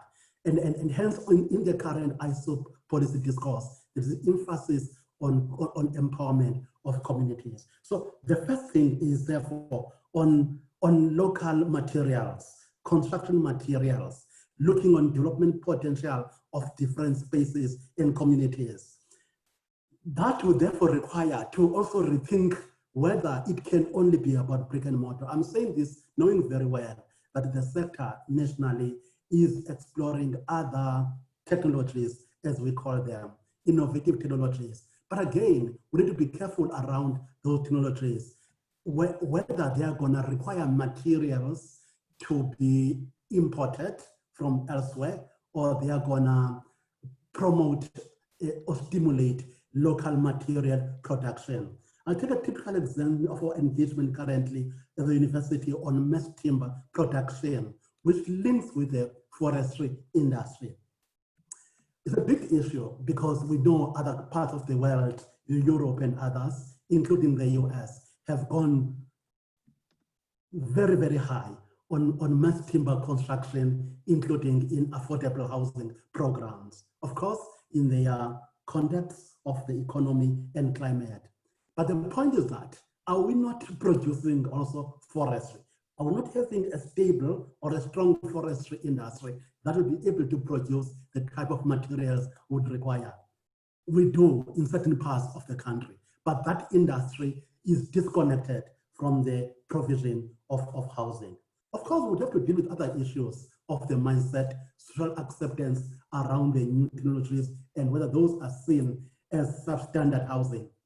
And I'm thinking that one is a typical example. And yet, interestingly, the same timber frame and mass timber construction is used in the upmarket, also in the same country. We see certain parts also around the Western Cape, Saldanha, where that has been accepted by a community because the upmarket and the bonded stock makes use of that. If we take the issue of mass timber or cotton timber production linked to a forestry industry and seek to diversify that space into affordable housing for state-supported and moderate housing, and then deal with issues of community, social acceptance of mindset shift, and bring those within our own framework of certification through Agreement SA and even Edit Barasi. We would require tactics, pragmatic actions that are directed to our potentials in the economy, and then address those, embrace those, and bring those into the housing delivery chain. You would say the same around the natural resources that can be mined but not depleted in various areas, modified, supported to produce material. It doesn't make sense for bricks to be imported from elsewhere to build houses in a certain village, when in fact the people should be brought together, be trained and supported in the production of bricks at a local level. I think those are the smaller interventions that are required to trigger the economy for the housing value chain to can realize the multiplier effects we're talking about, stimulate entrepreneurship in the same way, and create opportunities for even the students, the graduates who produce, not to think that theirs will be about being employed in municipalities, but for them to think about them contributing in the broader value chain for housing delivery and create employment also, and not just be employed, create employment. Let me pause there. Prof, I like that point that you're making, just on the issue of timber, on local materials, and even, I guess, the resurgence of timber, and interesting, this new phenomenon of modular homes, using container architecture and all manner of other things. And it does link very interestingly with some of the work of Indian architect Laurie Baker, whose work was really focused on just trying to build structures with materials that can be found, I think, within a 5-kilometer radius. Fascinating stuff. And I think those are some of the solutions that we need to start to think about here in South Africa. So we've got about 15 minutes or so, and I'm certainly going to try and mine some of the chats. And thank you so much for really keeping the vibrant conversations going there. David Morema saying, achieving a successful housing continuum can only be possible if we consciously agree that subsidized housing delivery in the form of RDP houses needs to be reduced in favor of in situ, which means on-site where people are, incremental upgrading, rapid land release, self-built and affordable rental. And I certainly like that point, because it does speak about shifting away from this idea that you want to create and build bricks and mortar RDP houses for people far from where they've chosen to locate themselves and far from where the economic opportunities are, and further reinforcing some of the sprawl that we undoubtedly have seen in our housing market here in South Africa. As we take some of the closing remarks, and I know my panelists have also been checking what's been happening in the chats as well. Nomfunda, I'm going to start off with you, and we'll maybe close off with Neville as well, just on maybe some of the 2 or 3 things that you feel in the immediate, during this period of reconstruction and recovery from COVID-19. How do we get, I guess, some of the issues you're raising around the political administrative interface, how do we get that right as a critical feature of how we think of recovery and reconstruction in the human settlement space at a local level? Thanks, Ayabonga, for that question. I think first and foremost, my thoughts would have to be ascertained to the fact that we're not utilizing the resources that are at hand right now to think about innovative ways upon which we can expand social housing delivery. I'm going to come from a reference point from my previous work with the City of Johannesburg.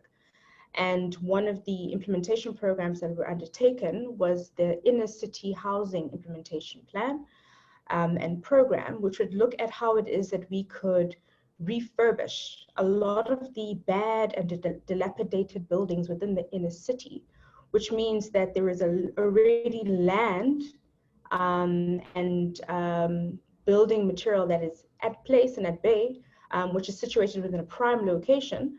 However, it would contravene to an extent, and I hope DDG Neville can assist me here, how it is that South African government has institutionalized how it is that it can deliver housing units. And so the refurbishment of already existing buildings is something that is often at times not easily attributed to.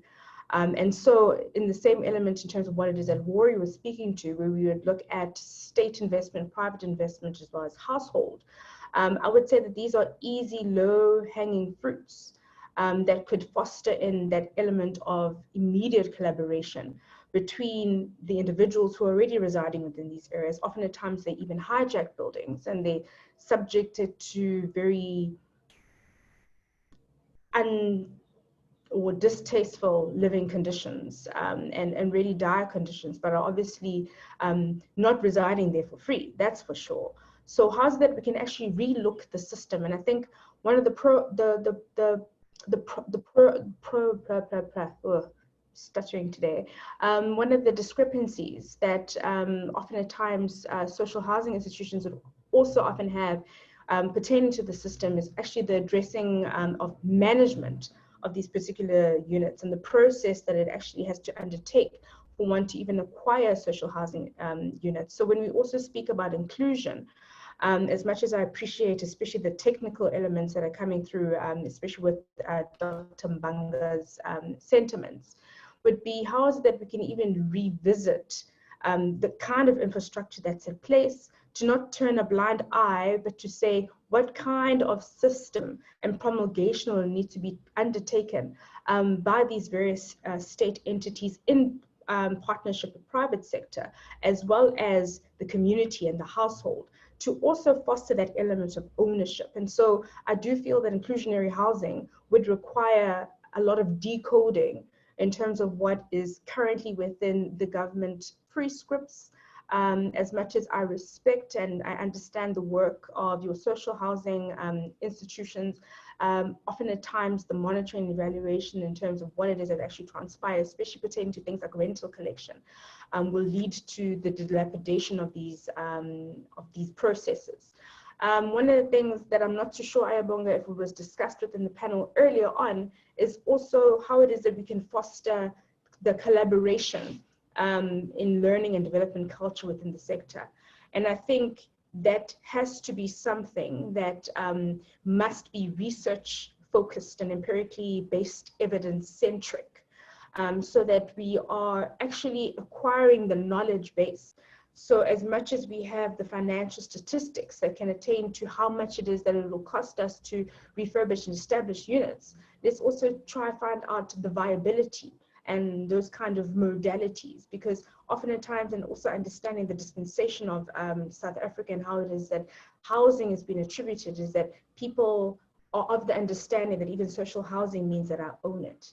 And it's not a process upon which you are gradually going to be incremental into one day getting into the likes of your FLISP programs. So there seems to be a disjuncture there, and it seems to be an often in-betweener between your RDP, which is known as free housing, and then that which is elevated towards a bonded element. So I think definitely the element of collaborative learning and development of culture within the sector needs to also be rightfully undertaken. And as you were mentioning, pertaining to my previous point on the political administrative interface, this is where I really feel that the practitioners who are currently on the ground, who are navigating, who know the challenges, can also start having that platform to say, what is it that we can foster that isn't limited also by legislation? Because I do find that our legislation in and of itself is also quite limiting in the way upon which it is classified housing, in the way upon which it's been able to decode who should be within those particular opportunities, from where, how, and this to an extent also formalizes an element of further segregation, if I might even say from an economic perspective, and is that the South Africa that we're trying to build? So those are my sentiments. Thank you.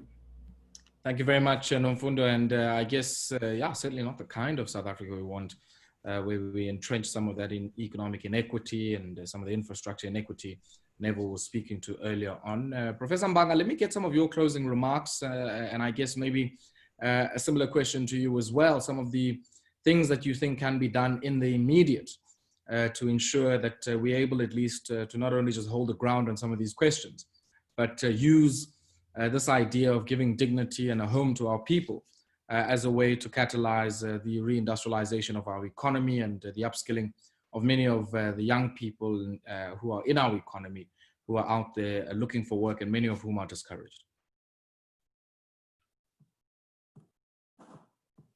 Thank you very much, Yabonga. Perhaps in conclusion, I will go back to first what Rory made earlier on around appreciating housing as a continuum, as an ecosystem will be important. Maybe you would then juxtapose as a government your own instruments and mechanism over an ecosystem of housing or provision of shelter. I think that's the first thing that I believe it is important. The continuum that recognizing that which people are doing right now without government support to provide for their shelter in both urban and rural spaces, and recognize and not criminalize those efforts. Of course, I do know the issue of land invasions, which might, but that which they do, the inputs they make in affordable housing are important, should be recognized and harnessed, and not necessarily be regulated. Not only informal settlements. I think Nomfundo spoke about the township economy. We are aware of the phenomenon of a rental housing, which is not in the formal system of SHA, happening through individual investments in township. We are also equally aware that the moderate middle income group is beginning to reinvest in the peri-urban areas and in villages along the major transport routes right now. Huge modern houses are rising up in that. We need to appreciate that and understand what that phenomenon means for affordable housing delivery. I think one of the committee members on the clip was talking about people being all over the space with different size and different housing opportunities. We need to appreciate that, recognize that also in the broader interventions that we're making. We made also within this continuum the role of the CSOs, in particular their ability to attract donor aid or development support elsewhere to support communities in building their own homes where they can and provide skills. We need to embrace that in our broader policy framework as well. Again, to restate the point about employer-assisted housing programs, which creates an opportunity for better performance of companies. We've seen that previously, different state agents doing that, and also private organizations. Your Mercedes-Benz, for instance, will provide houses for their, whether it's a rental or ownership. We need to embrace that. Within this single ecosystem or single and integrated residential property market, and not look only on what government does. I think it's important to look and also look on different forms of security, of tenure, and not one, because not everyone requires a house to own at a particular point in his or her life, in particular the youth within the cities, who would then be provided houses for ownership in the periphery of the cities. And we know what's happening in that space. I think that for me, that is important. When we do that, once we do that, our engagements with the broader society begin by appreciating that. We'll then be able to identify who are the key role players. I think we need to get into a proper diagnosis of the environment. Who are the key actors and what could be their responsibilities? What are they bringing to the table? And in which way can they be supported? I think an enabling approach to creating more dignified human settlements would definitely do that. I'll say that very briefly. That's my view in conclusion. What that does, it directs us, I would say us, in also understanding what kind of skills program will require and what kind of entrepreneurial support program will require within that broader ecosystem, and localize those interventions, because national government may only create frameworks. I'm driving this point because there has to be a mindset shift in the housing delivery units or human settlements directorates within metros. They have to move from their appreciation of what housing delivery is about in the country to what we consider in this dialogue as a comprehensive and holistic program which addresses the diverse needs of the communities, because there's no single need in municipalities. It will be important that to be done, maybe through training and including through engagement, and even addressing the mechanisms for cooperation within the IGR and including the supply chain management framework, because that remains an issue right now of even if you've got an innovation you want to engage.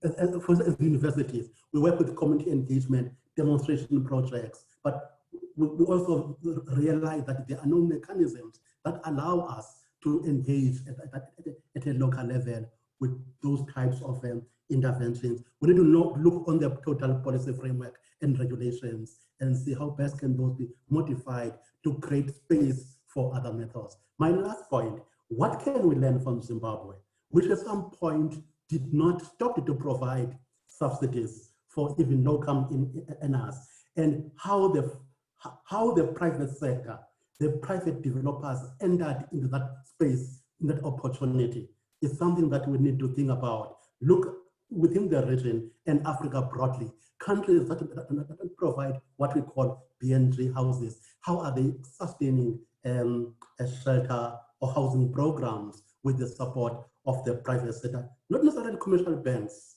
I mean, different housing schemes happening in Mozambique and also Zimbabwe and others. We need to learn also from others as we proceed as a country.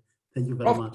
Thank you very much for those remarks, and especially that last point of really being able to benchmark our experiences against people who have faced similar challenges elsewhere. I certainly think that's an important point to consider.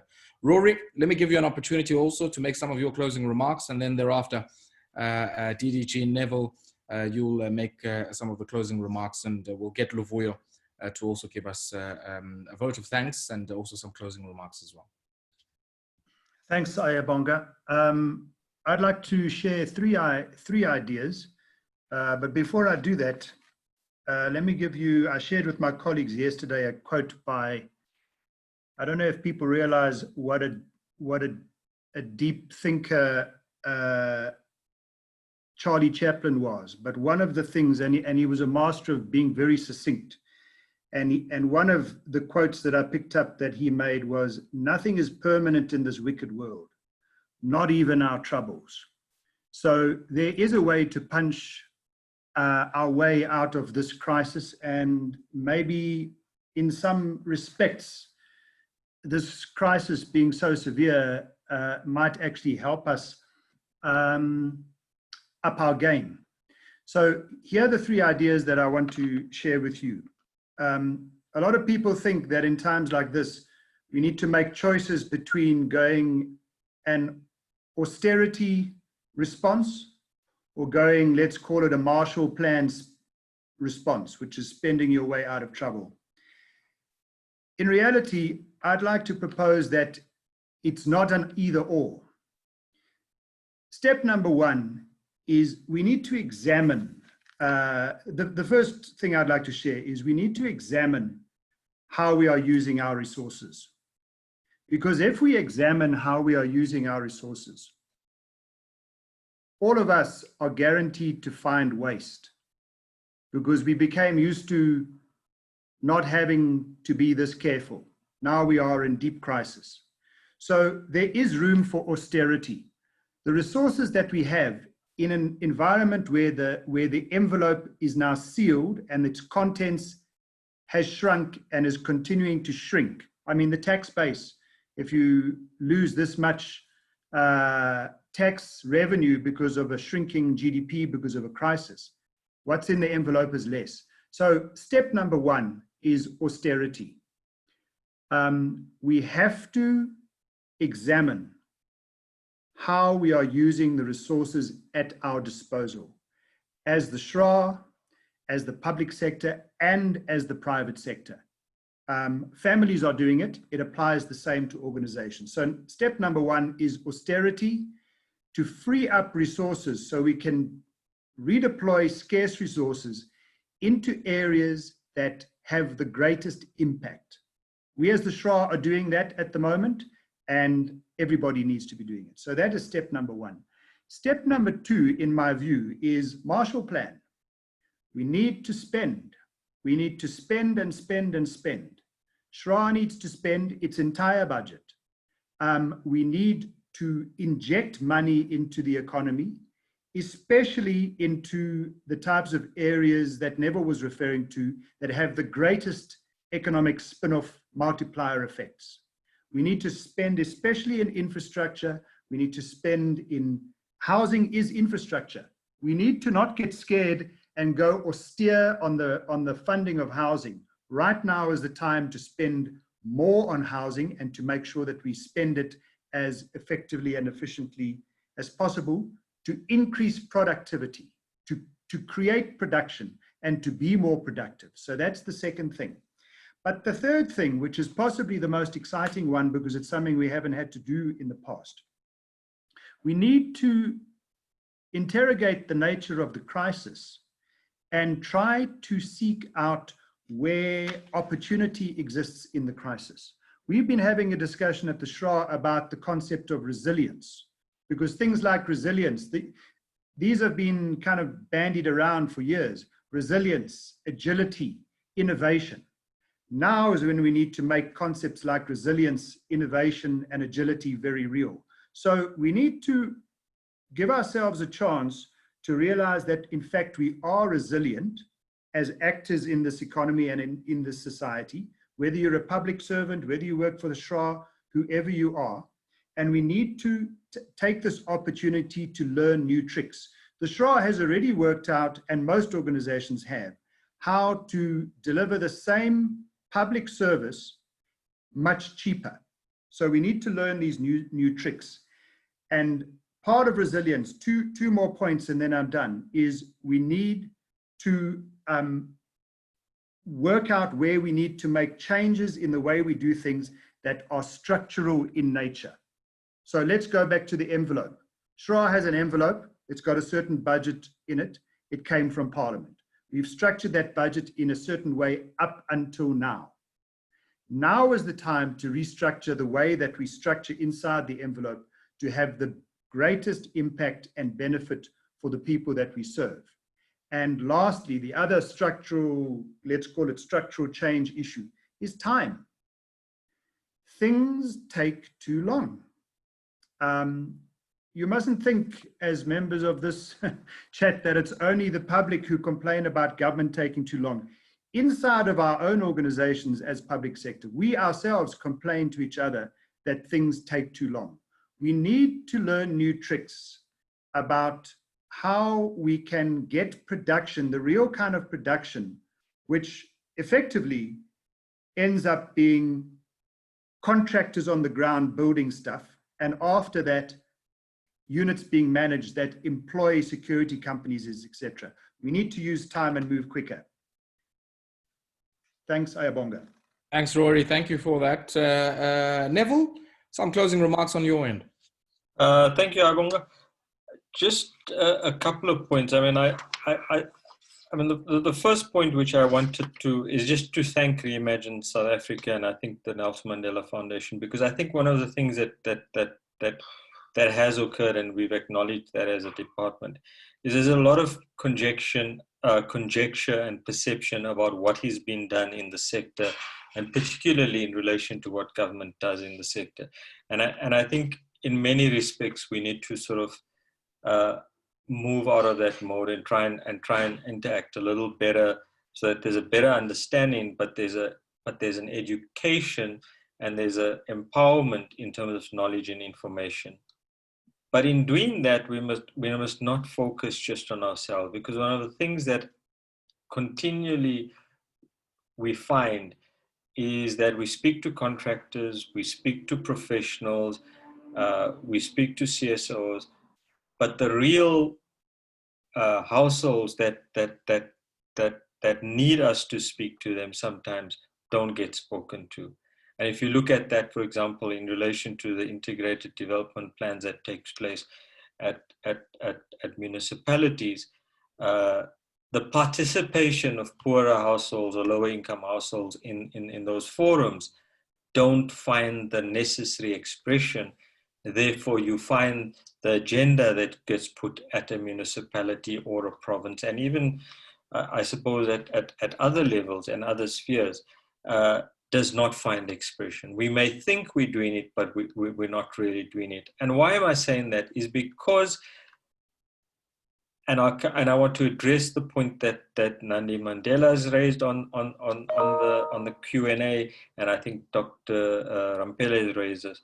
You know, one of the good things that we think will come out of the refocusing and repurposing of our programs to focus on informal settlement upgrading, as well as the rapid land release, is that what it will do is it will democratize, for want of a better way, better word or expression, the current process. Because as I've indicated, the current process has just been too driven by a select group of private sector professionals, and no offense to any one of them. Because in doing that informal settlement upgrading, we will then, because as I've said before, you know, in the process of informal settlement upgrading, in the process of rapid land release, there's no place to hide, because the community and the households form part of that process. And some very tough, hard questions and accountability is required in that, and that's a very good thing. And some of our best programs and developments have come out of that. So for me, that's the one issue that I think will address the issue in a better way. The last one, which I want to address, is the question of the transformation of the sector. One of the things that we need to deal with is the lack of transformation in the housing and property sector,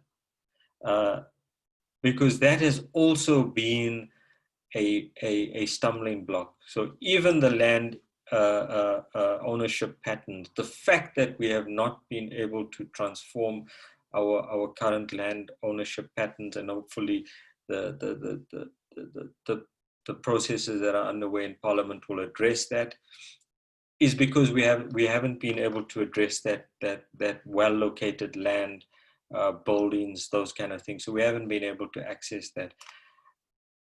Material supply.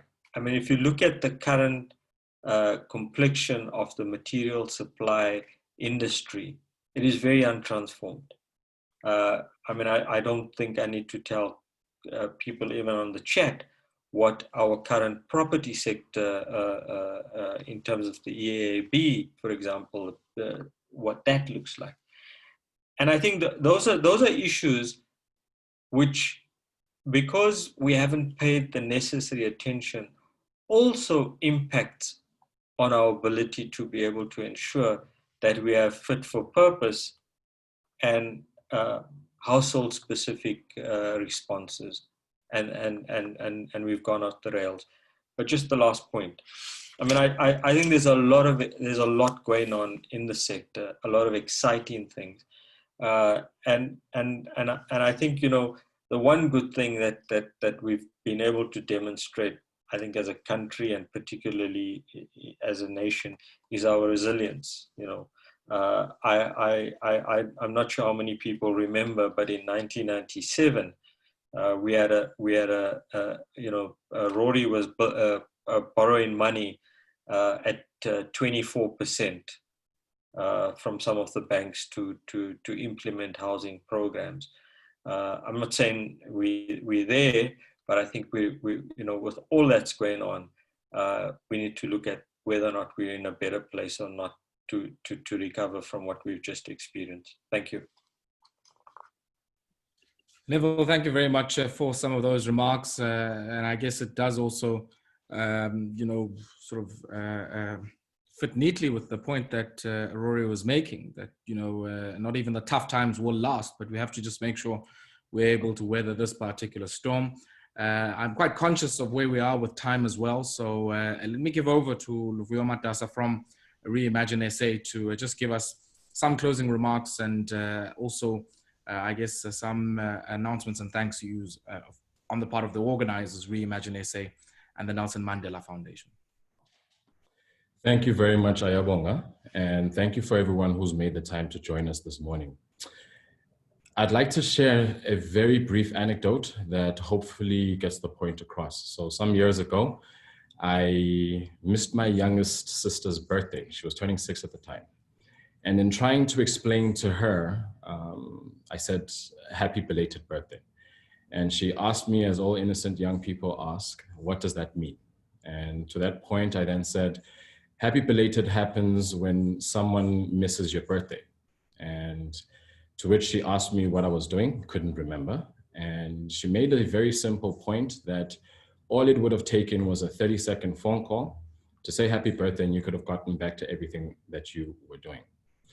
Now, the simple point here made by a 6-year-old is that we as adults have the unfortunate habit of making things complicated. And this is not to diminish the importance not only of this conversation, the reality that we find ourselves in, and the context that we're trying to solve for the human beings that were shown in the fieldwork interviews.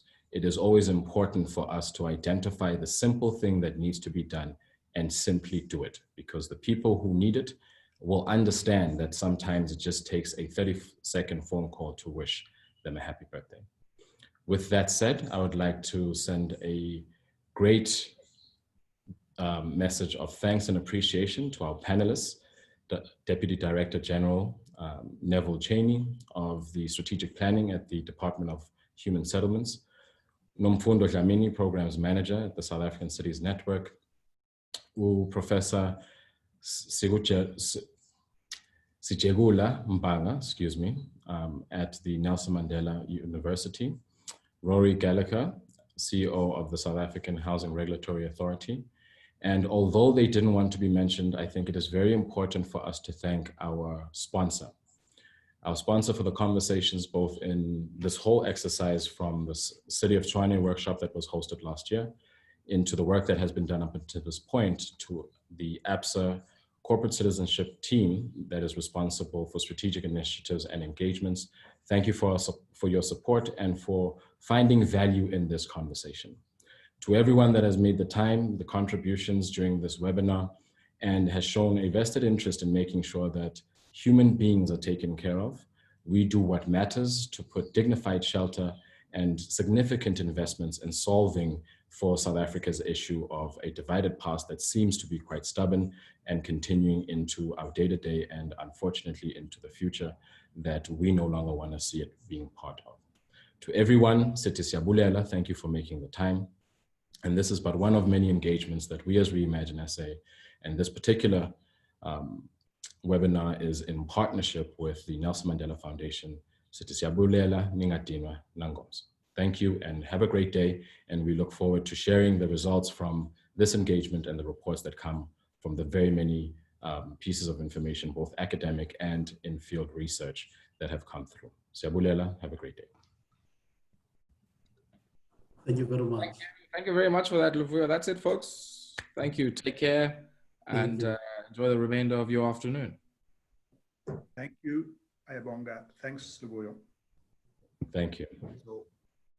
Now, thank you very much for the great job done this morning. I think I've gotten too familiar with your work, both at the workshop and also during today's engagements. Thank you for keeping us tuned in and engaged during the conversation.